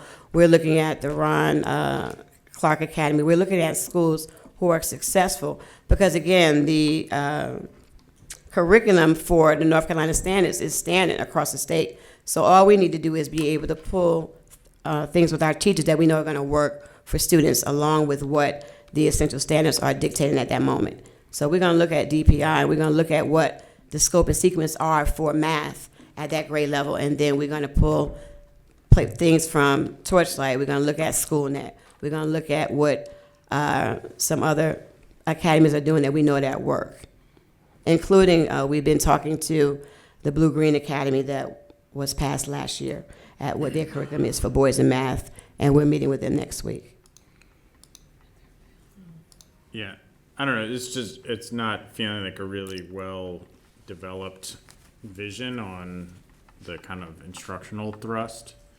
Like you've said, Success for All, but I don't see Success for All referencing at all in the application. Success Academy is referenced, Yes, and they use Success for All for some of their grades. they but do. They do. That's like a program you have to buy. It's Mhm. different. Well, they have some free things also. But again, we are looking to go and to buy also resources for our students. Yeah, just it feels a little bit scattered right now. Mm. Okay. Sure you can. I'm sorry. She'd like to come on. Right, so I think what Ms. Gray is trying to allude to is that we don't want to reinvent the wheel, right? So Torchlight has already been established 10 years. They have one gender, which is male, which is what our model is. We also want to model ourselves at the Success Academy. Those schools are located outside of Charlotte, Mecklenburg County, which is where we want to have our school. Now, the content material, School Med has a variety of different content materials. And they have several components. One is instruction. So we do want to use that, and we saw it working successfully at Success Academy as far as Success for All. That's only going to be one component. So we've seen the blueprint of success. Torchlight has an instructional coach that we've already said that we do want to use and implement in our school as well. Like I said, what do we see working there? We also want to implement and just duplicate it. Success Leaves Clues, so we want to make sure that we're following that. And I also just want to make a mention very quickly to the community support. I'm a community representative. I also support this school, working at Freedom School Promise, which is a nonprofit organization. We closed the reading gap. We have 6 weeks to do that. We actually have 1,400 scholars enrolled from kindergarten through 5th grade. We don't have enough capacity to help all the students. So we have normally around 4,000 parents a year contact us. The good thing is throughout that 6 week with the literacy program that we have implemented, it closes that reading gap. So we have evaluations that prove that there's a need and that it works. And the active-based reading that is done in the classroom helps to close that reading gap because everyone is saying, how can you close that gap and have success in 6 weeks only? So we know that that works, and we know that the community is going to be involved. We know that there is a specific need in Charlotte Mecklenburg County. We may not have all the curriculum, but we're working with Torchlight and getting that instructional coach to come here to help us to continue our investigation with that specific math piece as far as that curriculum. The reading piece we have down, we are looking at working with them as far as the math component.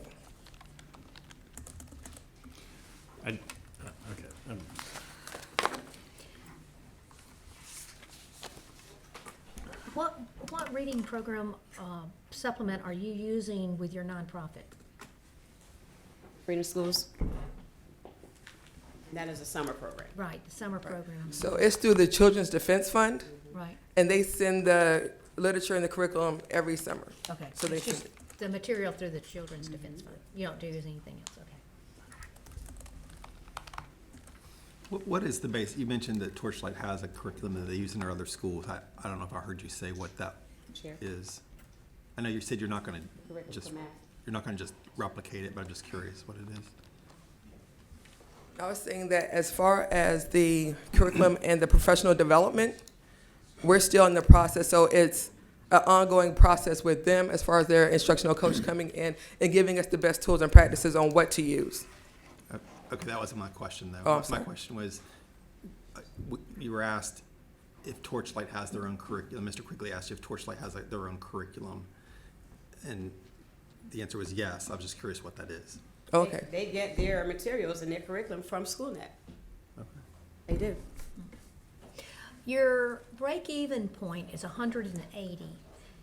If you- 108? 180. Oh, yes. I'm sorry. Yes.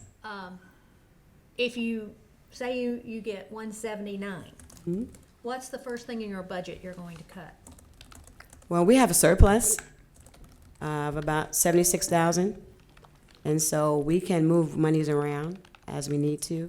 So we're not looking to cut anything, and we also have not even put in our budget Title I monies at all, Title I, II, or III, and we have faith that Torchlight will be able to help us get documents in time to get those monies. So we're not looking to cut anything. We also have a budget line item in regards to our transportation, and especially if we get the building that we want in that area, many of our students won't be bused. They'll be walking, they'll be car riding, so we can also use monies from that line item.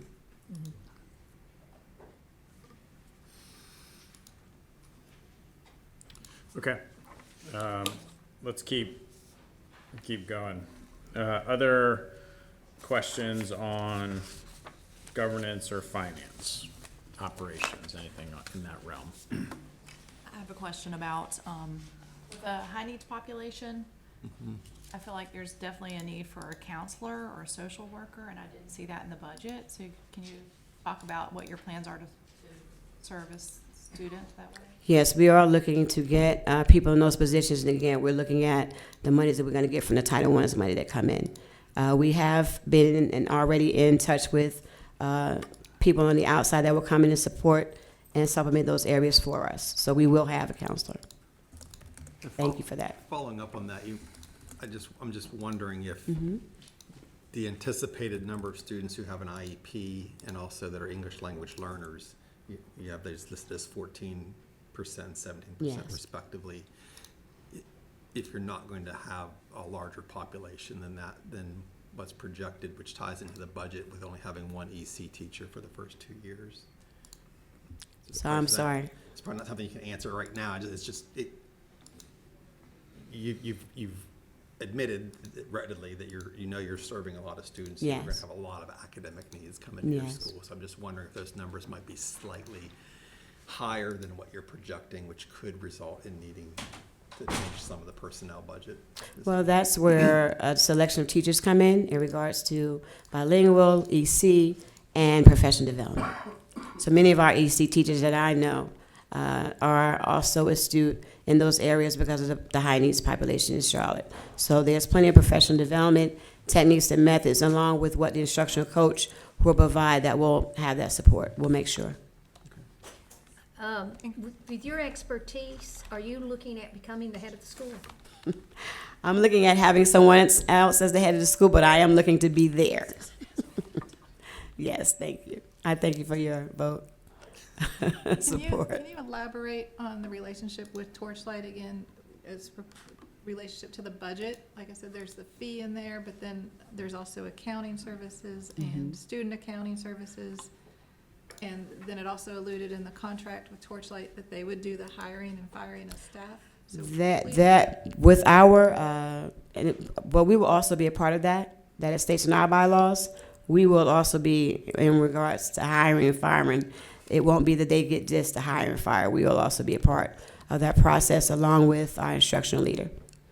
In regards to the budget, again, we're going to make sure that those practices that they bring to us are comparable to what other schools are doing in regards to their accounting and their budgeting, and we're going to make sure our receipts and everything are in order so that we are not going over just believing what's they're going to bring to the table. We're going to be researching to find out and to make sure that we're doing exactly or comparable to what other schools are doing. We will be looking at our budget sharply, and we also, one of our new board members that we're looking at to bring on is an accountant.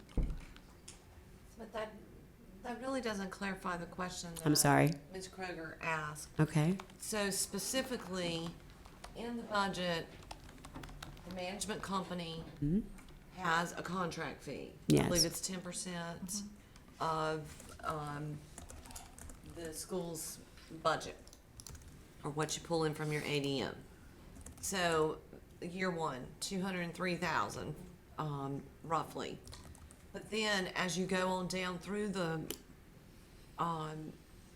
budget, there are figures for student accounting, figures for financial, etc., which, according to the contract, are already included in the services that are being provided to you by Torchlight. So why are they also line items, additional line items in your budget? That I would have to allude to Torchlight. We have looked at that, and again, that's why we're bringing an accountant on, because that's not an area of our expertise, but we are bringing someone on that's going to be able to explain that to us, and we're going to be making some motions regarding that before we go forward. I think we kind of seem to do this each time with the Torchlight things, and we used to do it with the NHA ones all the time too, because NHA will show, you know, a fee and they'll say that they provide this, but that it also is line item. is a line Yes. item in there. And I think it was to kind of say that, yes, we're providing it, but this is This is what it's gonna the look like. money that provides it. I understand. So it's managed by the EMO, not the other way. That, I mean, my understanding, at least before, of Torchlight's contract is that it's kind of like an NHA contract where all the money goes to the school, To the or school. all the money goes to the EMO, kind of like the NHA model is. I mean, I may be off on that, but I just remember in our previous discussions that was the answer that we received. But I think I can see where the confusion comes in, because it does seem We to need be. a better 'cause- way of accounting that. Yeah, I think, you know, I don't know if it's, you know, a system issue, because something's making me think that maybe like 3 years ago, one of the ones that didn't have those line items, and then then they were, well, how in the world are you gonna provide this if you haven't budgeted any money for it? Or how are you gonna provide that? And so then I think they started putting the line items in, and now it's like you're putting the line items in, but I thought you weren't gonna pay for it. I think it's just confusing. I don't know what the solution is to it, but I just remember us having this discussion a lot of times. If it includes the fee for the management company and it includes the cost of the services, then it's inflating the budget total. Is that what you're saying? It could be looked at that way, but I'm not sure. I mean, the numbers would be duplicated. I think I'd have to go back and look at the contract to be sure. I Of think what I've done that- should before. they be able to And speak to I think that? they should be able to answer that, or, you know, if the chair's okay with somebody from the management company. I'm sorry. Yeah, explaining let's that, that'd have, be good. I think let's Dawn could have do it. Dawn Stephen? come up. Thank you. Stephen? Yeah, that's. Yes. Yes. That contract is the one where everything goes to the management company, they pay everything, and then what's left over goes to the management company minus a percentage over something. Repeat what she said. I think that's what it is, but I think whether it's the type of contract where everything goes to the management company and then they keep what's left over with a small percentage going for to the board to be able to use, kind of, which is what the NHA model is, but. Stephen, that is exactly right. Your memory is spot on. We had this conversation back and forth several times. We were trying to detail out the types of services and the things that a school typically would pay for, and we try to kind of demonstrate where all this is kind of coming from. So it's kind of detailed there. It is the 10% is to guarantee that the management company doesn't put up $50,000 and all the rest of the funds to get the operation and then end up with a major loss. So we're trying to just kind of balance it out. So that's how that is kind of restructured. So it's not a duplicate of cost anywhere at all. Understand. Okay. Other questions? Could you tell us about the facility? We have looked at 3 facilities, one in the area of our target population, and right now we're looking at bringing an architect in to see to make sure we have the viable space we need for the students. But we do feel that we have time, because we're not accelerated application, to be able to look at other properties. Can you be more specific, Ms. Gray? Like where, what Yes. specific properties? have Thank you. looked One at? is on Statesville Avenue, which is the target population. Another one is on the Plaza Extension, which is close to our target population. And there's another one on Sardis Road, which is a little further out. But because we do have money for transportation, we feel like we can support and get our students to school. What is the difference between these 3 facilities? Are they churches? Are they strip mall properties? Okay, one was a former trucking company, a beautiful building. Another one is a church. They have open space, and they are already zoned for charter school. And they're right across the street from UNC on the Plaza Extension. And the other one is a former Verizon building that, again, has all the security and the space and the different things we need in a parking. We would just have to get the permit for the jungle gym for the students. All right. Other questions, comments? suggestions? I have a comment, again, I'm going to go back to the budget, and I mentioned this at the last school, and these numbers even strike me even more interesting. Computers and software, $5,000 in the budget for the first year, and then only $1,000 each the following 4 years.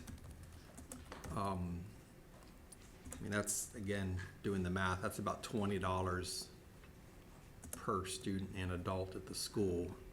I'm sorry, that was for? Computers and software. Mm-hmm. I mean, for a school that you're talking about, SchoolNet's gonna be a significant part of what you use. It just strikes me as maybe that number's pretty low.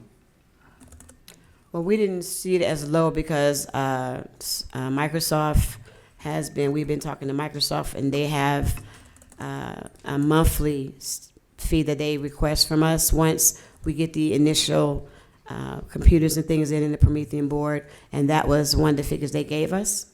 So they're looking at supporting us, and then once we get the computers and different things in, that's just what their fees would be for that month of support. Okay, I just think that tends to be. They're looking to really $5,000 support. Barely buys you enough equipment for your staff, Mhm. and your front office, let alone use. That's the numbers they gave us. So they also have programs with schools where they're giving away. So they're just looking to see what our needs will be. They have plenty of programs where they give, and there's community support that is also going to be helping buy computers for kids. They have that program through Microsoft. So again, that was the numbers that they gave us, and that's the numbers that we're going with for now. But again, it's a model we're looking at. We know the figures are that they're going to be looked at further, and we know that within 2 or 3 years it could change. I'm sorry, you have something to say? I do. Go right ahead. So I believe, so there's two separate budgets with, two separate lines, I'm sorry, with the software and technology. I think you're looking at, Look at computers and software under the operations budget. and then there's another line that has technology. Do you see that at all? Is it under the instructional budget? Yes. Classroom technology. And what she's referring to as far as like in the community in Charlotte, we have the Verizon, which is the 1 million project, and they give laptops and cell phones to parents and students.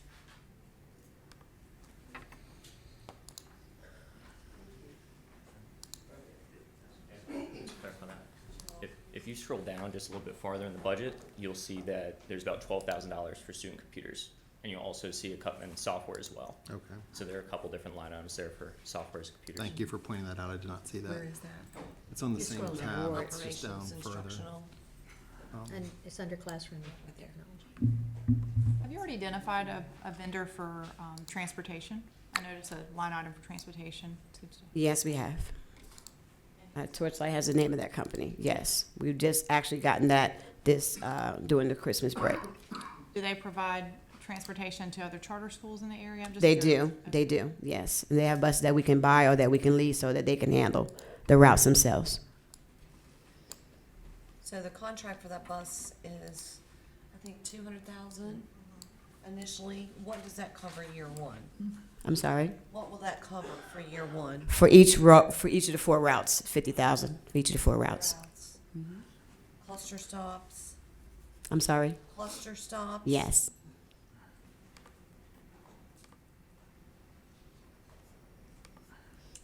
As far as child nutrition, have you talked to who's going to provide the meals? We are looking at that. K&W, which is one of the vendors that provides meals to charters in our area, we're talking to them. They're getting their figures together. We're also looking at the state-approved meal program that exists. So again, we're looking to Torchlight to help us get that paperwork in so we can get that for our kids. We are anticipating 90% of our students will be free and reduced lunch and breakfast. Okay. Other thoughts, questions? Others, anything else you want to talk about?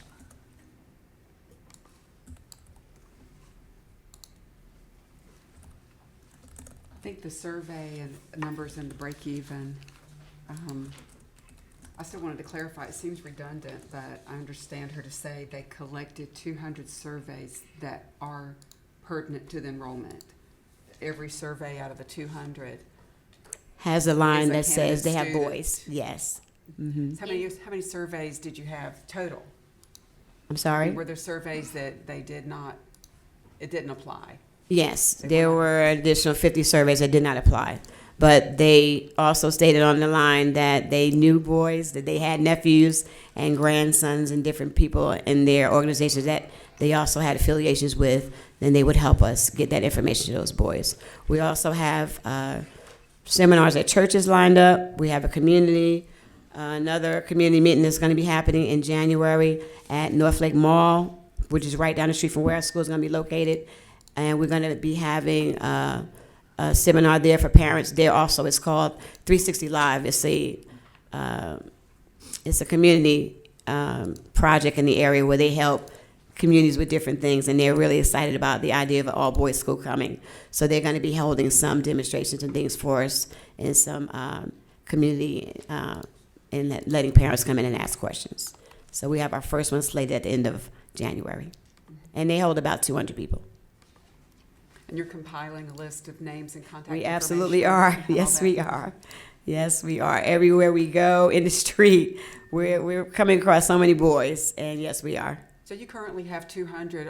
Do you know how it's distributed across the grade range, the grade levels? Yes, we do. We ask them what grade and what age their student was in, and would be in those years. And again, we went up to the K-5, but we also let others know that we will be extending to K-8. So we will be doing a second round of surveys at the end of this month for that population.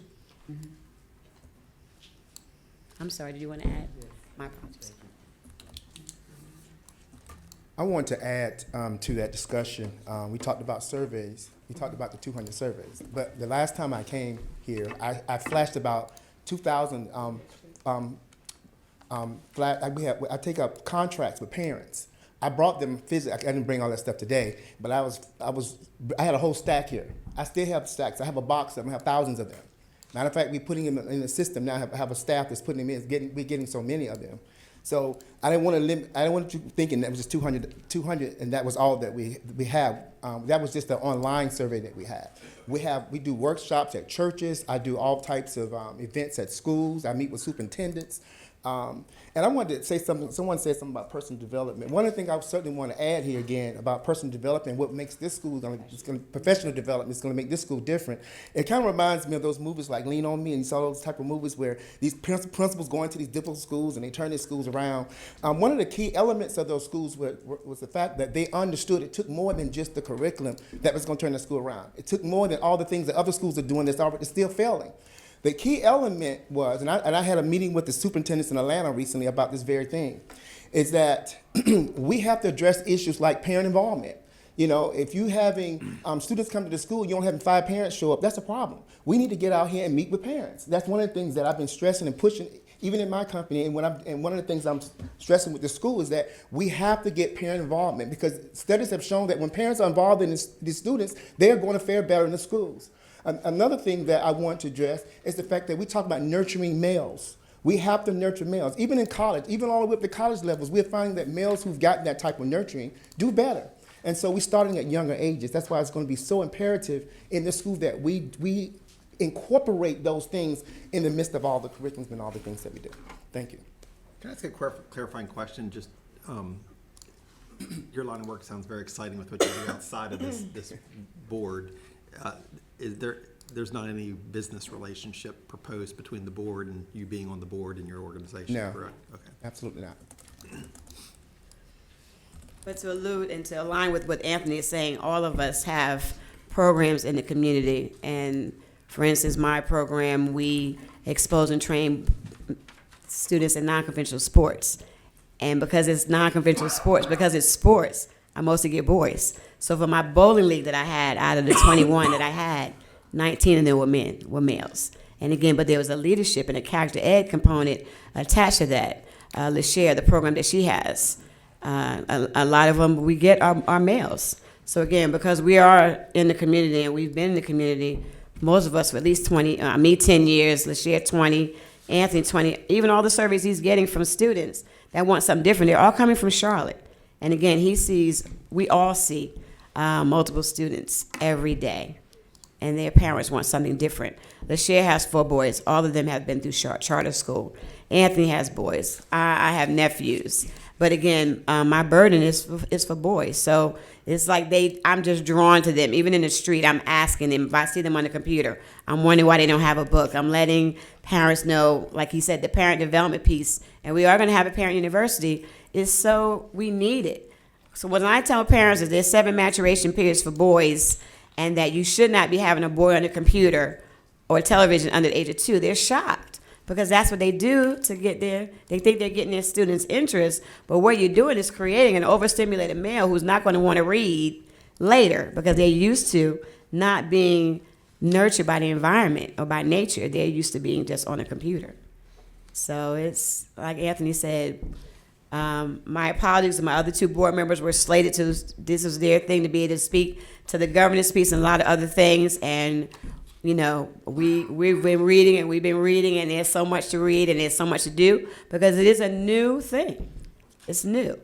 And everyone that we've seen is doing it all different ways, but we just don't see people focusing on the nature and nurture and culture of boys. And if we don't, it doesn't matter what anything else looks like. Because again, all the other schools have that already. But we will make sure our boys are successful. They will be reading on grade level. And the only thing I would allude to in terms of my experience as a teacher, again, I led a team last year, 6th, 7th, and 8th grade. Not one was reading or math on grade level. Every last one of those 130 kids had growth. Every last one. So I do know curriculum, I do know how to lead, and I do know how to make sure that the professional development that's coming across to our teachers in that area will be what is needed for our boys. All right, thank you. I thank you. That's a great ending to the open discussion. It's now 11:30, so we're running slightly over, but that's all right. We're still on time.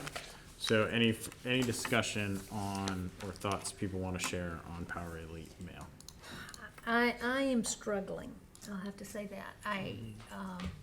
The need is there. There's no question. And I served on the Charlotte-Mecklenburg Board of Education back in the 90s. And there were issues then, and there's still issues with our male academic performance. I am really concerned about the aggressive numbers, just because of what we're seeing. And I'm very concerned about that.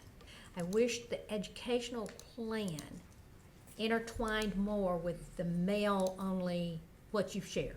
That we really see that intertwined in the educational plan.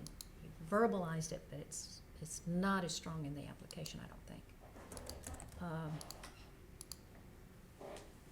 So I don't know if that's helped my colleagues or hurt them. I'm just struggling. I'd like to hear some other comments. I would tend to agree with you, Linda Lynn. I don't feel like some of the things that they talked about today, I don't feel are articulated very well in the application. I think there needs to be more, especially since this is a second go-around. I would have thought I would have saw more things that were tailored specifically for the population that they're targeting. I don't feel like the curriculum is really nailed down and specific enough at this point. Yeah, that's a concern to me. It's the strength of the curriculum and the comprehensiveness, like the thread that we talked about earlier that was experienced in a previous curriculum doesn't seem to be there. It seems to be a real mix, a combination of a number of different things and not really an understanding of how that would impact, how they each impact the other and how it would be implemented, how teachers would be trained to implement 6 or 8 different strategies as well as programs of teaching. It seems like a shotgun approach to curriculum. This is a very focused and targeted population where I think some really specific training would have to take place, down to lesson planning by the hour kind of thing. You talk about autonomy with teachers, so there's a trade-off, but it's for this target population and to reach the specific goals. And so I think through my own experience, a shotgun approach not always move the needle the way that one would expect. And autonomy is often earned. Needs to be earned. So anyway, I just feel like it's a little nebulous right now. The plan and action steps, I'm just still not very clear. And I would agree that the need is there, the demonstrated need, and I think the desire to meet that need, and a lot of great components in the overall charter. But again, it just feels like it needs to be more definitive. Yeah, the passion of the board is no question. But I'm wondering, the passion of the headmaster, I mean, of course that can't happen till.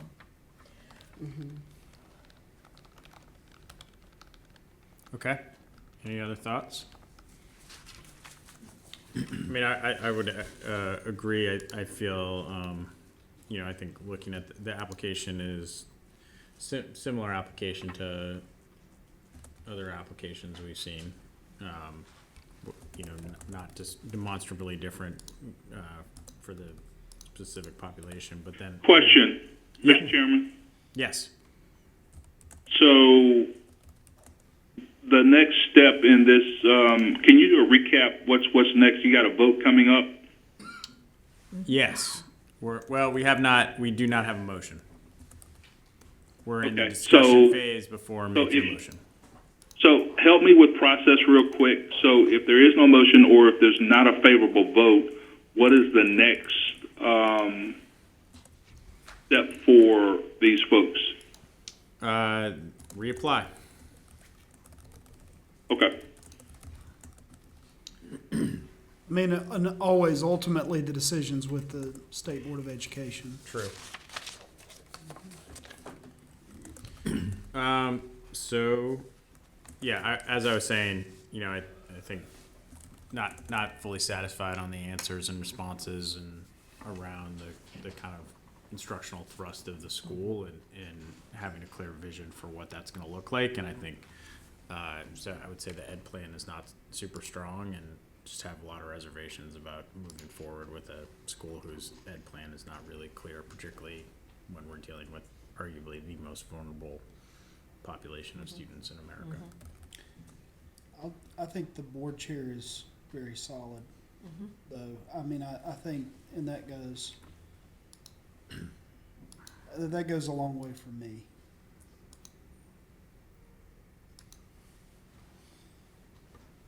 Yeah, I would agree. I'm like Linda Lynn and some others. I'm really on the fence because of sort of this, as Heather mentioned, sort of like hodgepodge of different curriculums for a very targeted high need population. Gives me pause, a lot of pause. But I also am pretty impressed with the folks that are coming forward with us as well. So I'm kind of torn about their ability to pull this off. I don't. That was one of the reasons. Passion about it. I think that we can do it. It's the. But we're voting on the education plan, and. That was one of the reasons why I asked the board chair if she was going to become the headmaster. Thought about it.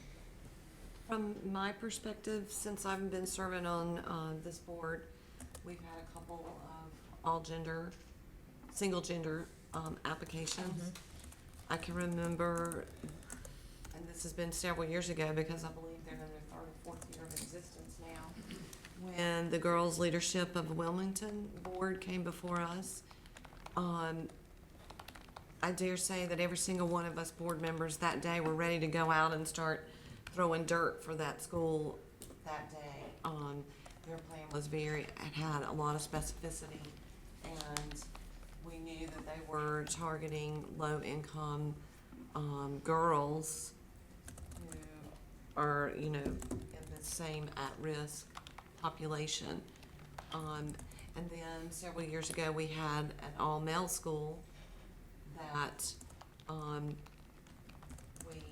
I think, had a little more hesitation with their approval, but because we were so impassioned and they were so impassioned about the single gender school and reaching this high need population, that we threw all of our support.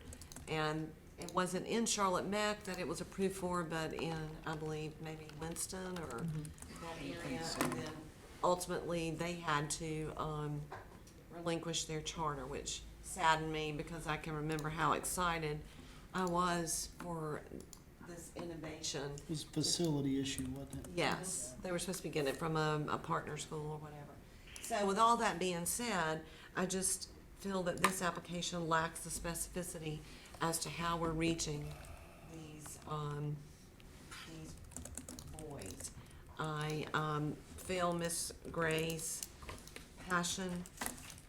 I know that she cares deeply about her male students, and I just feel like with this plan, there's too many questions for me as to how we're going to reach that high-need population. The application we approved just, a while back in Greensboro that had sex-specific classes, boys and girls, green and blue, And they're struggling. they're with it. struggling with enrollment.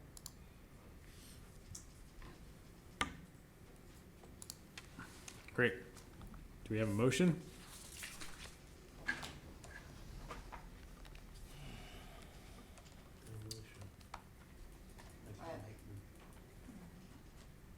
I move that we do not move Power Elite Male Academy forward to ready to open.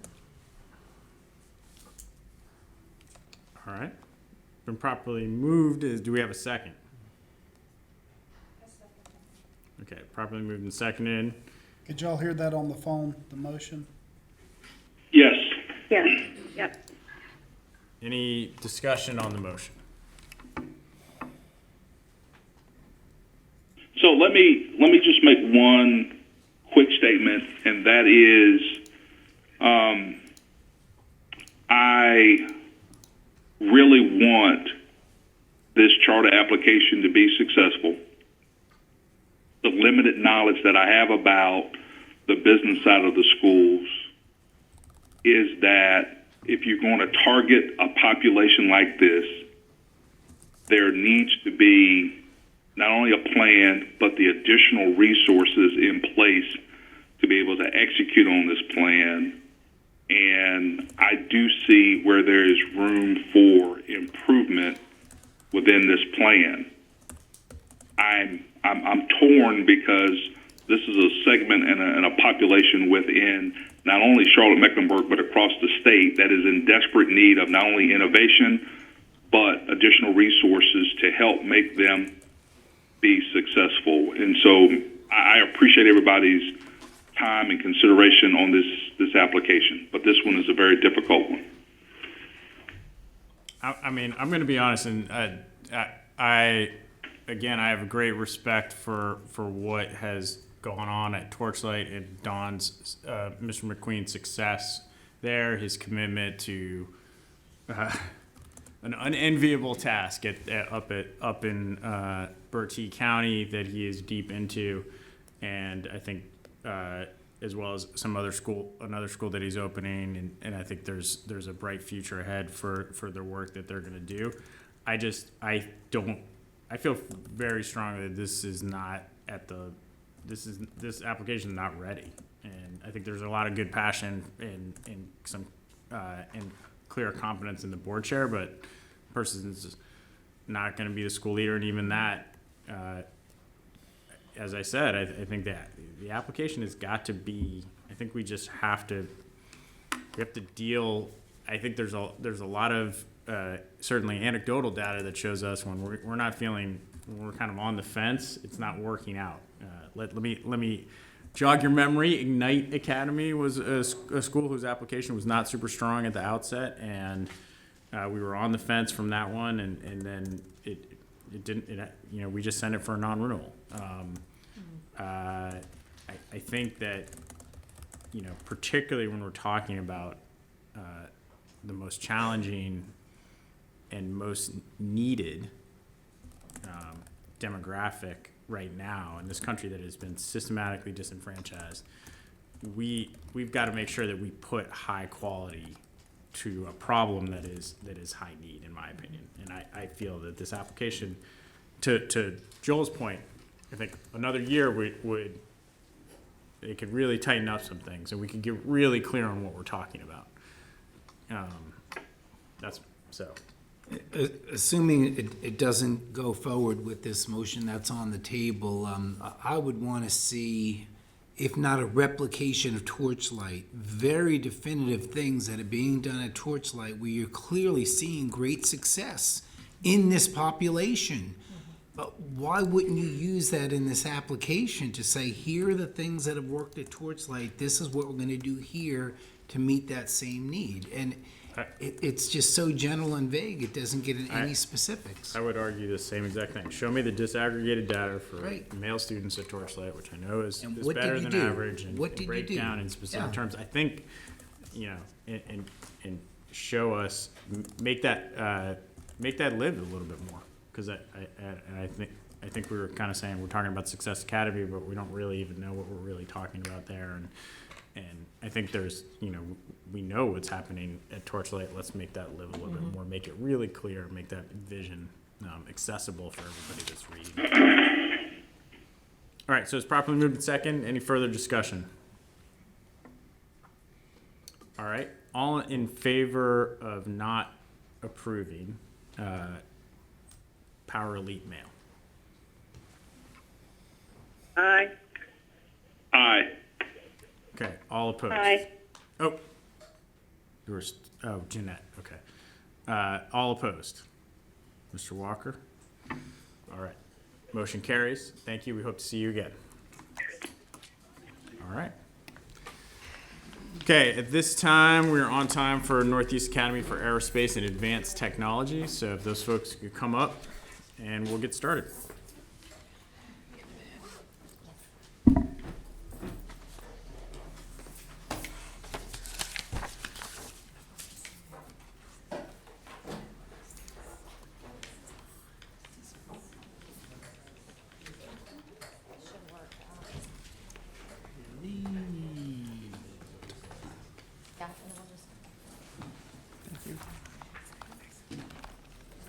Thank you.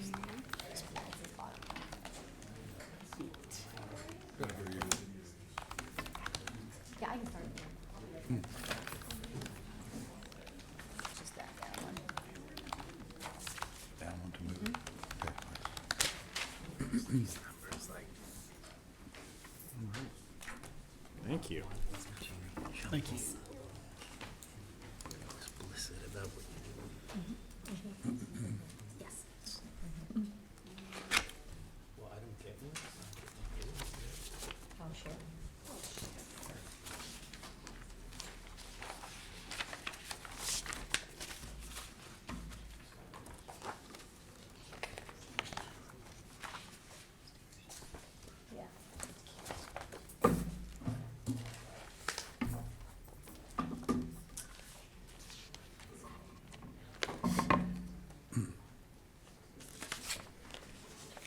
All right, we're ready. Okay, good. Good morning. I think it's still morning. And thank you for inviting us to be here today. My name is Joe Peel. I'm the chairman of the board of Northeast Academy for Aerospace and Advanced Technologies, which is located in Elizabeth City, North Carolina. And behind me here is our CEO, Dr. Andrew Harris. And it's a pleasure for us to be with you today and to talk a little bit about our school. And we have brought some students with us and some other folks that will be part of what we're going to do with you today. We've got a little bit of short PowerPoint, and we've got some information in the brochure, which we'll cover as we go through the day. Northeast Academy is, at a glance, in its 5th year of operation. This year we have completely built the school out to grades 6 through 12. We have 585 students. We are a regional school. We have students from 9 counties across northeastern North Carolina. We actively recruit students in 6 of those counties each year. We do provide transportation for our students, free and reduced lunch. And this is a school that was born out of an economic development need across rural northeastern North Carolina. As the mayor of Elizabeth City, I led a strategic planning process 7 years ago where K-12 education was identified across the region as the biggest detriment to economic and community development. On visiting school boards and sharing that information, they said, what do you expect? Look at the kids we have. And that wasn't a good enough answer for me. And so we pursued creating the school.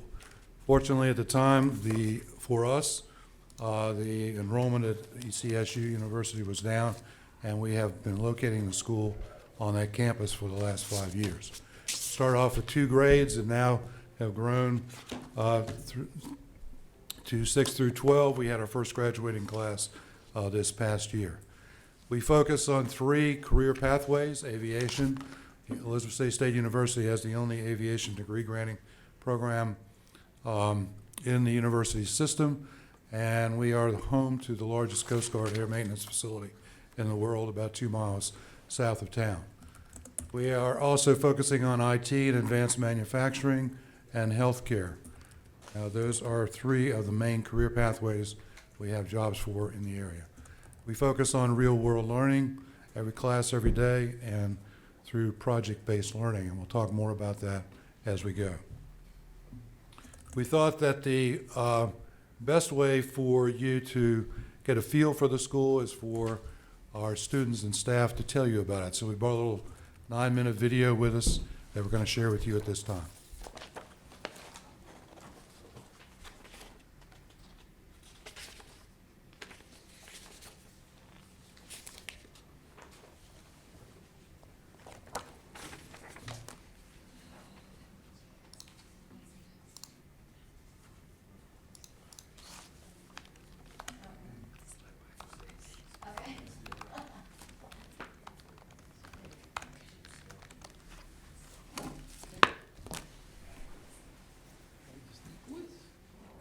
It's like we're a little sound challenged at the moment.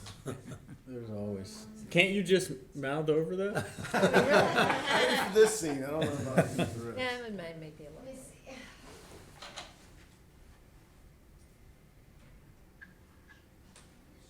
It's always technology.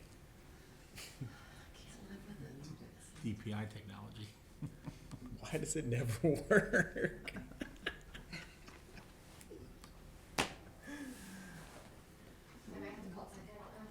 Let me see if I can get Lawrence in here. It's probably because he's got the sound does in come that on at something very microphones, and he's got to switch it over to the to the projector. Do you want to talk a little bit and then just show us the video when you get to it? So we had 3 main goals in opening our school, and the first was really to catalyze educational innovation and improvement across the region, and we've done just that. So as you see from the photos, at NEAT we actually pioneered a process, a complete digital ecosystem called Remote Learning Protocol. So our students attend class sometimes from across geographies. They collaborate in teams. For instance, we had the hurricane was a major disaster, of course, down in the New Bern area. And so we had high school students volunteering through service there, sending data back to students who were in 3 counties across the Northeast who were also preparing disaster preparedness plans as part of a PBL, a project. So we do this. It's not about no snow days, although we really don't have snow days anymore. It's really about building students with a set of skills for the world of telecommuting. And so especially in rural areas like our own, when we see areas of career sectors like healthcare that are increasingly turning to telemedicine, it's very important. And so we really hang our hats on pioneering that process. Just to the right, you'll see some of our students. We've had some collaboration with actually local school districts. So our students are working with elementary students at Elizabeth City Pasquotank Public Schools on STEM initiatives. We've done the same thing at Eden and Chowan schools, Perquimans County schools, and others. And then as you look in the third picture from the right, you'll see actually all of the department chairs at Elizabeth City State University. So we were really fortunate through a project with Golden Leaf to work with and to lead professional development at the university level. So to inspire change in pedagogy and a push toward problem and project-based learning, not just at NEAT, but also at the university level. You know, you've probably guaranteed us a blizzard now. Think so? Seriously. Well, I hear there's snowflakes for next week, so who knows? I can tell you the flowers are blooming at home. So anyway, we thought the best way, though, for you to truly see what coaching and learning are like, we call our teachers coaches at NEAT, would be for our students and staff members to come give you a feel for exactly what classroom instruction is like at NEAT. So I'm fortunate today to introduce you to our Executive Director of STEM Education, Dr. Tanya Little, and 4 remarkable NEAT ambassadors who are going to do a little activity with you. Dr. Little?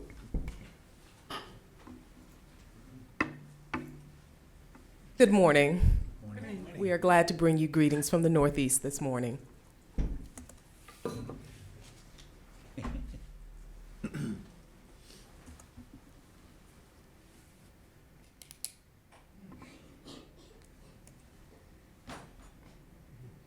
My name is Abigail Berry, and I'm in the 6th grade and currently enrolled on the FLL team at NEAT. Hello, everybody. My name is Gabrielle Hoskins. I am a 9th grader at NEAT. Hello, everyone. My name is Tevin Walton, and I'm an 8th grader and currently enrolled at NEAT and on the current FLL team. My name is Alexandra Pitchford. I'm in 8th grade, and I'm currently enrolled in NEAT and the FLL team. So you hear FLL, all of these students are a member of the FIRST LEGO League robotics team at our school. FIRST is an international organization that promotes STEM education and, of course, the fun in robotics, but it's much more than robotics. So we're here today to share with you how FIRST has been very important to our students and our school because it does embody what NEAT wants to stand for in STEM across the Northeast and across the state. First LEGO League is for students like me in grades 4 to 8. We build our EV3 robots from EV3 Mindstorm LEGO kits. Our robots have to be completely autonomous. This means they have to be pre-programmed to do what we want them to do. We are not allowed to drive them. This is hard, but tons of fun. FLL team, Team 34522, the NEAT Griffins, has been in existence at NEAT for 3 years. We have advanced to the state tournamentship for 2 years. We've also brought home first place awards for research and teamwork. We use creative solutions to solve real world problems. Interesting fact, over 100 FLL teams use hold provisional and full patents for ideas they came up with as a part of their project. Past projects have included hydrodynamics, where we researched Project Zebra, and also the use of remote operating vehicles underwater. That would be used to locate a World War II plane that is still submerged in the Pasquotank County River. Also, Into Orbit, where we learned how to hydroponically grow plants in space. Just this past weekend, we were at Museum of the Albemarle, which is a local museum in Pasquotank County, and we met with students from the Russian Embassy School in Washington, D.C. to celebrate Project Zebra. Our research project, The Rising Tides, allowed us to focus on real problems of global warming, climate change, and rising sea levels, and how North Carolina cities need to plan for the future.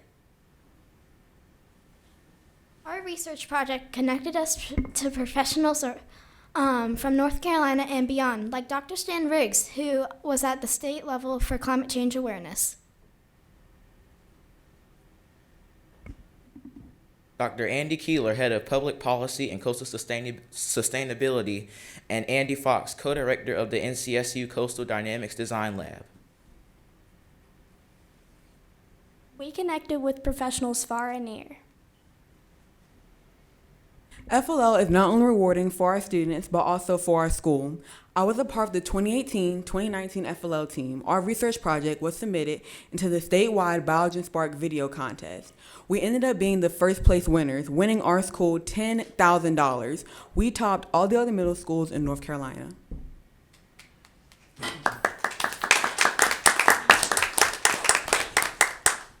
FIRST programs have a classroom component that has been mapped to a number of educational standards, including Common Core state standards, next-gen science standards, and 21st century learning skills. Let's hear from the students how the FIRST core values have impacted them, their learning, and their community. Discovery, we explore new skills and ideas. Teamwork, we are stronger when we work together. Impact, we apply what we learn to improve our world. Inclusion. We respect and embrace each other's differences. When you are a part of our team, you learn how to work with people from different genders and racial backgrounds. This gives our students a chance to see what first is like and make lifelong friends. As you work together as a team, you learn to embrace and respect each other's differences to work towards your goals. And innovation. We use creativity and persistence to solve problems. Recently, we were nominated for the 2021 STEM Equity Community Innovation Grant. Only a select group of nominees were solicited to submit a grant ranging from $5,000 to $50,000. 15 grants will be awarded nationwide. Our proposed grant, Growing Robotics in Rural Northeastern North Carolina, promotes innovation using a combination of computing science, technology, mathematics, that will have a profound effect on the students who are learning to program small robots for specific tasks. Teachers from 3 counties in northeastern North Carolina, Chowan, Perquimans, and Pasquotank County, will be impacted if we receive this grant. They will train during the summer and learn about EV3 robotics and how to tie their curriculum into FLL standards. Then we will also work with students for the potential of not only to grow their math skills, but also the potential that we will grow FLL robotics and develop a hub in the northeastern North Carolina for an FLL tournament that at this point does not exist in our part of the state. We are not just growing robotics in rural northeastern North Carolina, but we are also growing mindsets, tool sets, and skill sets. Increased access to science, technology, engineering, and mathematics engagement increases curiosity, fosters an understanding of the engineering design cycle, and develops STEM identity, enabling students to follow an inquiry process to solve real-world problems. Short-term, students become more career-aware, and engagement will have a positive impact on test scores. Long-term, students embrace perseverance, build resilience, work collaboratively, and become STEM-savvy citizens. FLL brings together digital age literacy, inventive thinking, high productivity, and effective communication. The data shows that these programs work for all students, regardless of income, gender, ethnicity, or background. Now, these neat griffins are going to lead you in a quick EV3 programming activity. All right. Coming around are several EV3 robots built with the LEGO Mindstorms EV3 kits, and you're going to program for them to go forward 3 rotations at the power of 20, stop, and then play a sound. As each student come around, we will help you. Ready, set, code. We are here to help you if you get stuck. All right. Joe, we'll let you take the lead on those. Joe does. Teamwork, we'll do it together. This is our team. You can do this. No, I can't do this. We'll do my glasses on for this. Okay, thank you. We don't need to crash now. That is cool. A website called Mindstorms to program. There you go. Hogwarts. You put this all together too as well, I'm sure, right? Oh, you got Hogwarts it. is your second choice. At our school, What's his name? His name is up to the playground. The Griffins, I like that. How you make some plays. Like that power of 20, So you can and then we have sounds. So you can Right. you can do any type of thing with this. and choose the one you want. So just for the sake of the So click on the I got what I want, and then oh, this means the power right. So the power right will be This is power actually left. a extra that you can put. So that makes it even straightforward. So, Rotation means how many times it goes forward. so tell me what all these things So you can put like one rotation, it'll go probably one off the table.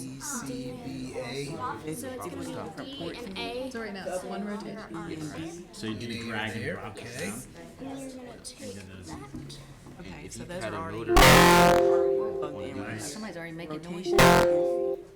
put a motor like right in here, and you can make it lift up stuff. What are you doing right there with this power lifting? Power 20. So I know that their she power wanted is it 20. to Why go does that mean straight. 20? Wanted it go That two ways. this, Oh, shifting okay. to So right now the this, motor this, is just it's for gonna pellet. Oh, okay. Oh wait, no, we got lots of sense. And you guys The figured that out right's by pushing trial and error? harder than the Yes. left. Oh, yeah, that makes sense. And then the sound. Got- Right now, it's gonna go straight, because you got Yes. 20 and 20. He wants to know if okay? it's R2D2. That's when you are to a different Where's right here? Right here? It's making it go around in a circle. Maybe it's this file. it's There we go. going in a circle. Play. So it's gonna go forward. This has a very important role in And trying to make a then robot go. you get to Let's pick your get sound. Connected to the right circuits. How did you get that? Yeah, you can pick which one you What's want. in Click this right here, Let's you can see. change it, the ports. What I just Okay, so do. now it's going to do 3 rotations and both motors 20. And this right here, the name of the robot. You see it right there. Okay. Gotta do national. I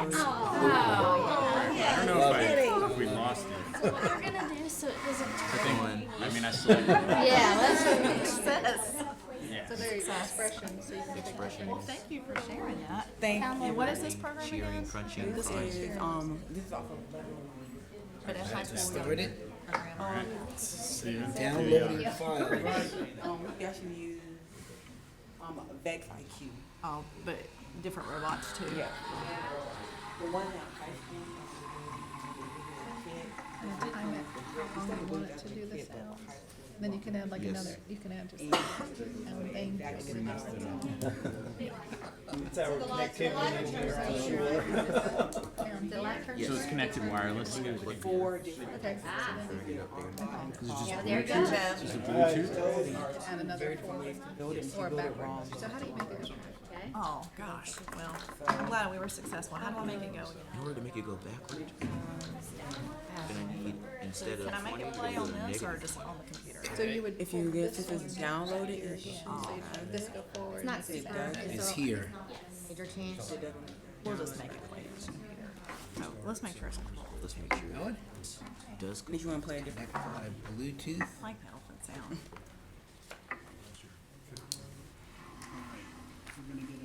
Let's hope our wireless will allow you to get it.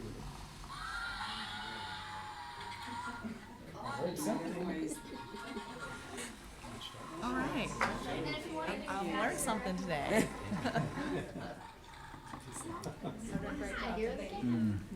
Okay, she's purring, but she doesn't. Doesn't like us. Oh, I thought you said we had to make it turn around 3 times. Sure. Okay, So we're gonna grab this one again. We were trying to make sure that okay, and this time, we came in here. Wait, which way do you But want it's it? quite interesting.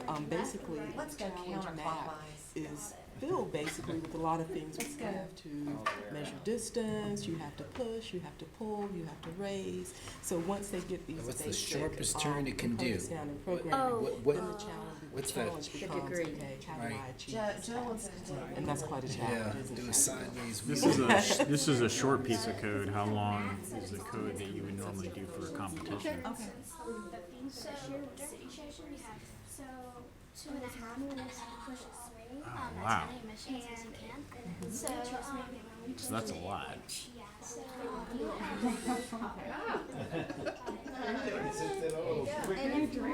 let's try to make 95 degrees. 50 of those. Wow. That's really cool. And our high school team does the big Yeah. work Okay. they do metalworking, the Yeah. Java Python coding. So they just picked up their killer parts last weekend, and they are in build mode, getting ready for the big board tournaments where you have these big robots that are going across like a basketball field. That's so cool. Throwing and catching. Yes. So this is the first step, and then these guys will move on. Put it come on this side so she can see. That's awesome.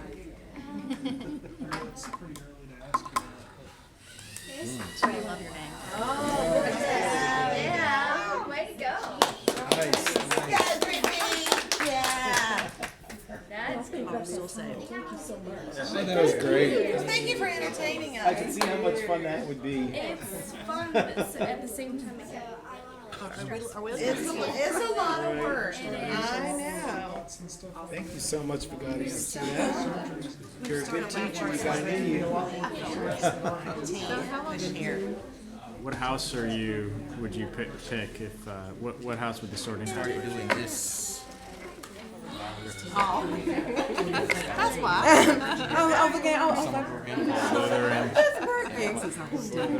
Every online thing I've done. All right, now we got, there we go. You're like my oldest son.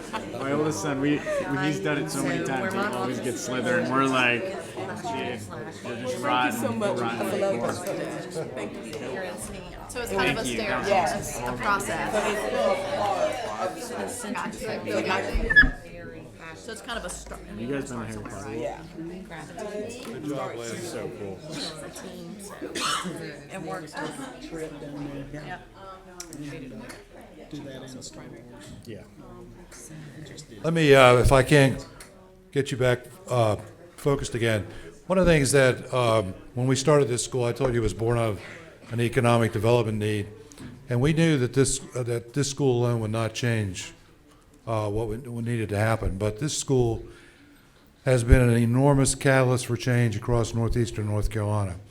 When we started this school, there were almost virtually no STEM programs anywhere. There were no early colleges except one in Currituck, which was a small one. Now there are STEM programs everywhere. Everyone is, of course, trying to compete with what we are doing. All the superintendents have turned. School districts have been completely reorganized, and this school has literally been a catalyst for very positive change across the region. This past year, we had 50 students graduate. 15 of those graduated with a 2-year degree from the local community college, and an additional, I don't know how many, had many, many hours of college credit from Elizabeth State University. So we have really been pushing and working hard and have really been making a difference. I think we have the sound for the video, so I'd like to go back to that. Yeah. And then Andrew will pick up from Are there. you saying competition makes people I wouldn't say innovate? that. Yeah, they want to stay in business. When we first opened, we set out to create a school like no other. We felt very strongly that students everywhere. Well, At least we're hearing Say something. that again? Just send us the link to the video. I think so. we need to let the kids show us how to do that. Hey, Dave. Oh, seriously, let the We kids have have the it. down Students east, that must get be up the there. northeast. Every sound has been overdriving here today. That's our language.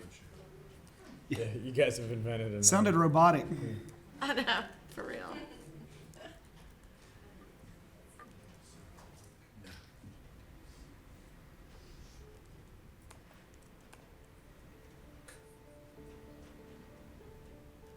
When we first opened, we set out to create a school like no other. We felt very strongly that students everywhere, children everywhere, no matter their background, should have access to a world-class education. I was interested in it.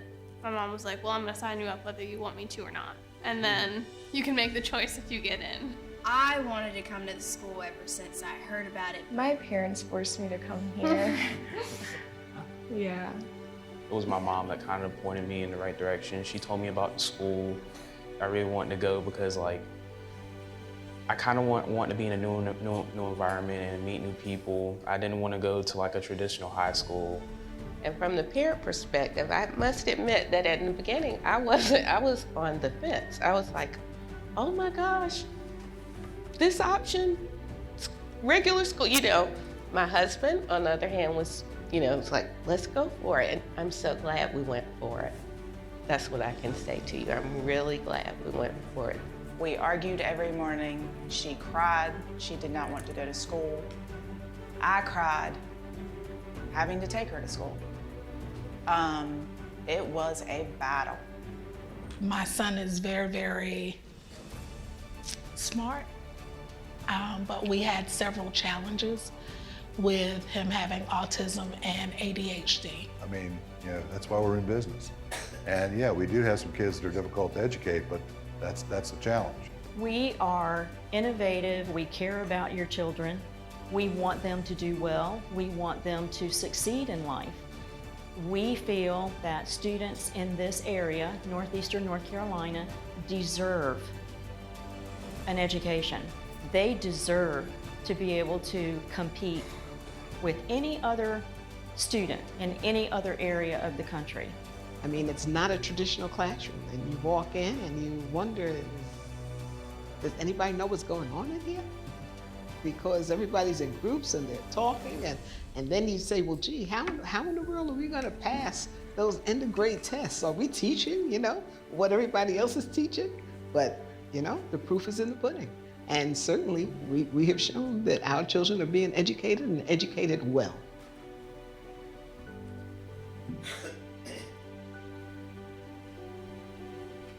One of the key components is actually giving students things that they can relate to.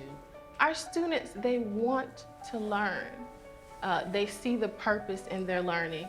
Every day in my class, I have what's called essential questions, which is our driving question for the day, so that they know why we are learning this academia for the day, how it relates to them personally, and how it prepares them for the real world. So they see the connection between the academics and how it relates to them outside of school. Our students, when they first came to us, that was the hardest thing for them to deal with, working in groups with students that they didn't know. You have to work with people, maybe even though you may not know them, you have to work with them to get the job done. It was scary at first because you're not used to this type of environment, you're not used to this form of learning. I remember the very first time we had to make a project out of trash. It was super cool to do though. It was definitely unlike any school environment that I've ever been in. We are trying to inspire kids to think creatively. I want them to learn how to learn. I want them to learn to problem solve and to figure these problems out on their own without needing me to hold their hand through it. Project-based learning allows the students to be creative and think outside the box. Everything just felt more fun most of the time. It didn't really feel like school. It felt like, learning in a different world, kind of. Like Neat taught me how to build a lot of different robots. They teach in a different way. They teach in a way that he understands, more of a hands-on. NEAT is a school that's gonna challenge you. So don't expect to come to NEAT and to sit back and breeze through everything. You're actually gonna have to put in some effort. I found that out like the first day that I was there. She loves it. She does not want to miss. She wants to come to school. It's made life 10 times easier.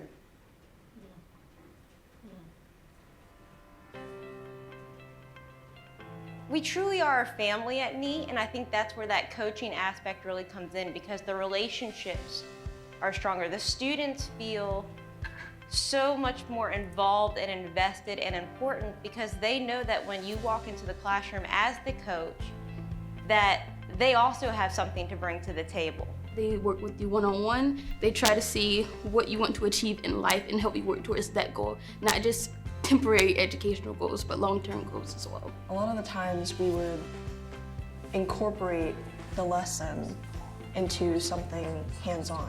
And so what you see when you use problem-based learning is that you actually get students who understand how to translate the theoretical knowledge that they learn in the books into real problem-based learning. And you only do that by actually doing it. Well, we try not to be so, a good word to describe it would be Vulcan, like no emotion. We try to keep it, happy. Yeah, it's fun. I think it makes school fun.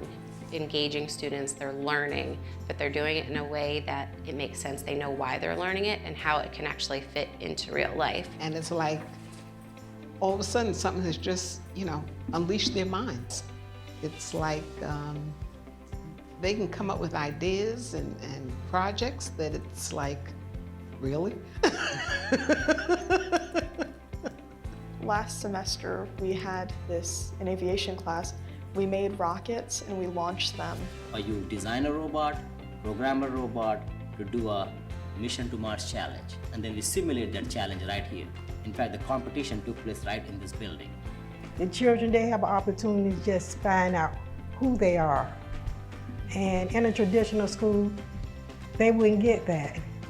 I got into the internship class here, and that's how I found prosthetics and orthotics. And ever since I started doing it, I love working with my hands. I like to make things, and the entirety of my job is making things. So I got a chance to publish my first article like ever for the Daily Advance. So I've seen them grow and I've seen them develop, and it's so exciting. So exciting.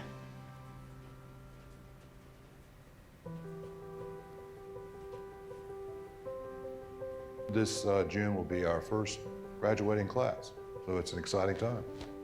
No, it's been an incredible experience to be able to create the type of school where all students feel included, staff feel like they're real contributors to what we're doing, and we all feel like we're driven by a common vision and a common mission. And all of a sudden, you see students who are excited. Their parents report, and they report that they're happy to get up in the morning to come to school. It's just amazing to me. I don't remember being that excited about school when I was their age. I'm interested in archaeology, so I kind of view those internships there as like a stepping stone. For me, I plan on attending Appalachian State in the fall, and I'm going to only have to go for 2 years to complete my bachelor's because I'll already have my 2 years of my gen ed classes completed. My first idea was to become a vet because I love animals. After high school, I intend to go to either the University of Pittsburgh or the University of St. Augustine. Then I lean a little bit more towards mechanical engineering. I'm actually going to stay here at Elizabeth State University because of the fact that I'm studying aviation science, and here they have the program that I need. And now I'm still a little uncertain. I might be an engineer. I also like the idea of being a lawyer. I will be attending University of Wilmington by spring 2020. I want to become an architect. I want to be a robotics engineer and go and work for NASA. Absolutely. I'm going to college. This school isn't just about learning something that's only going to stick with you for a few years. It's about something like, I'll remember this 20 years from now. To me, it's just a beacon for this area. It really is. That's neat. We're just unique all the way around. That's the level of creativity of those who lead the school. You don't have to do a lot of homework, for one, and two, get ready for free pizza every day. Good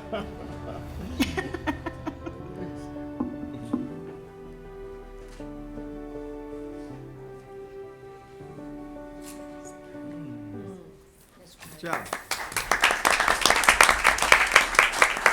We're running a little short on time. I just want to share a few more slides with you if you'll allow, and we'll move on. But as you can see from the video from our students today, and from a story from pretty much any stakeholder you pass in the Northeast region, the word of NEAT is out. Our students are performing. Every year we have grown about doubled in size. So we started with about 123 students in grades 8 and 9. Now we're almost 600 students, grades 6 through 12. Well, we've noticed about almost a third of our students come from homeschool or military families, and so or private school in the area. The longer students are with us, the more they grow. So if you compare growth scores of students from their first point of entry each year, you see that it takes them some time just to get to know one another. They're predominantly from districts that have 1 or 2 elementary schools. They're students who've known each other, grown up with each other, known only themselves for their whole lives, and now they're in a very unique situation. So it takes about a semester to really get a feel for our type of teaching and learning under their belts, and then they soar. So as Dr. Peel mentioned, our first graduating class was last year. About a third had a 2-year degree, 2/3 had at least a year of college credit completed, over half had completed a full 160-hour internship with a local employer, and all 100% of graduates had at least 200 hours of service to the community. So for our first graduating class, we felt like those were really good benchmarks to hit. The second goal in creating our school was to create a pipeline for business and industry.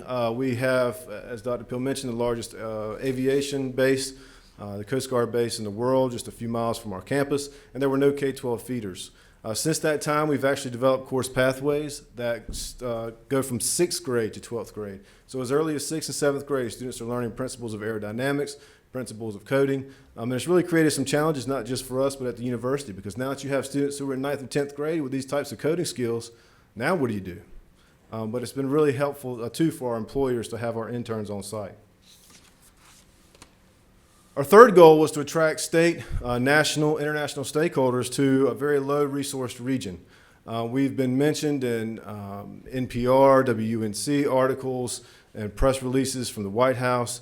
And we've brought in over $2 million in external funding, in addition to our capital campaign, which is about a $7 million endeavor. So lots of jobs in the Northeast just because NEAT exists that would be gone tomorrow if NEAT were gone. And that's an important point that our commissioners recognized in naming us their choice for the Regional Golden Leaf Grant recently, about a $500,000 grant.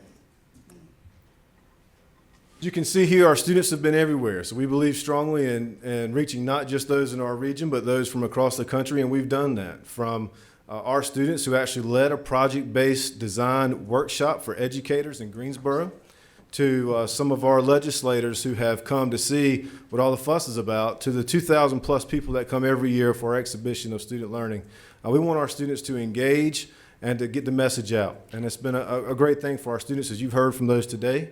Our students never struggle with presentations. They might struggle with nerves, but not presentations. Show today. And so as we move forward, there are a lot of exciting things to share. We will be opening a new facility this fall. We are revitalizing a former shopping center, about 65,000 square feet, that is central to both the community college, the university, and to several local employers that offer internships in town. It will completely revitalize a corridor of the city that has been largely stagnant, to put it mildly. We're scaling work-based learning and quickly becoming a national model from that. When you go into a NEAT classroom, you learn about math. You're learning about math through the context of a local problem, a local job. The same for English, and in most cases, it's interdisciplinary. So you're attacking a problem through the lens of multiple disciplines versus class 1, class 2, class 3. We've already begun to develop a center for innovative learning. We currently have one project proposal in the works with UNC TV and NC State Friday Institute around a Center for Computer Science Education. We've delivered multiple workshops for educators across the region, traditional district educators, around project-based learning, technology integration, and we hope to extend that also with offerings like DIS training, team-based training, 360 assessments that we're now certified to offer. And we want to expand our remote learning protocol. So central to all this as we move forward is really to intensify our focus on internships, work-based learning, true real-world learning. One of the areas of emphasis will be trying to have a grade 13. We're in a very, very unique situation. We have internship providers who would love to offer internships, but in our neck of the woods, when we're talking about aviation jobs, we're talking about Department of Defense clearances, which you can only get if you're 18 years old. So that for us is a big initiative, and we hope to have your support as we move forward. So we really appreciate your time today so much. I hope you enjoy the activity, a little taste of NEAT, and hopefully we'll be back to share more great news soon. Thank you.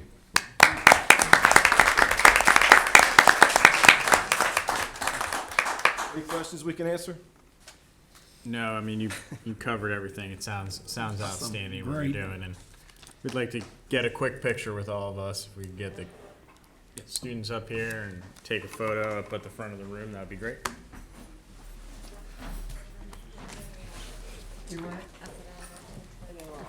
Yeah.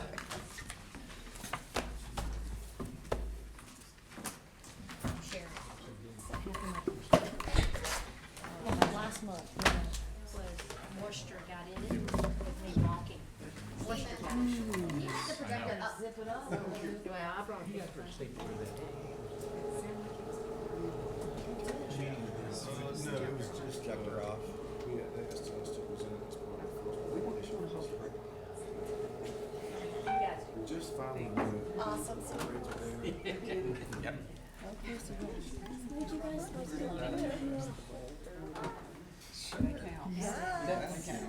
Let's hold them with you guys. Dave might be too far on the edge. Shadow. Guys, you want to share hold and robot? Break it. Dave.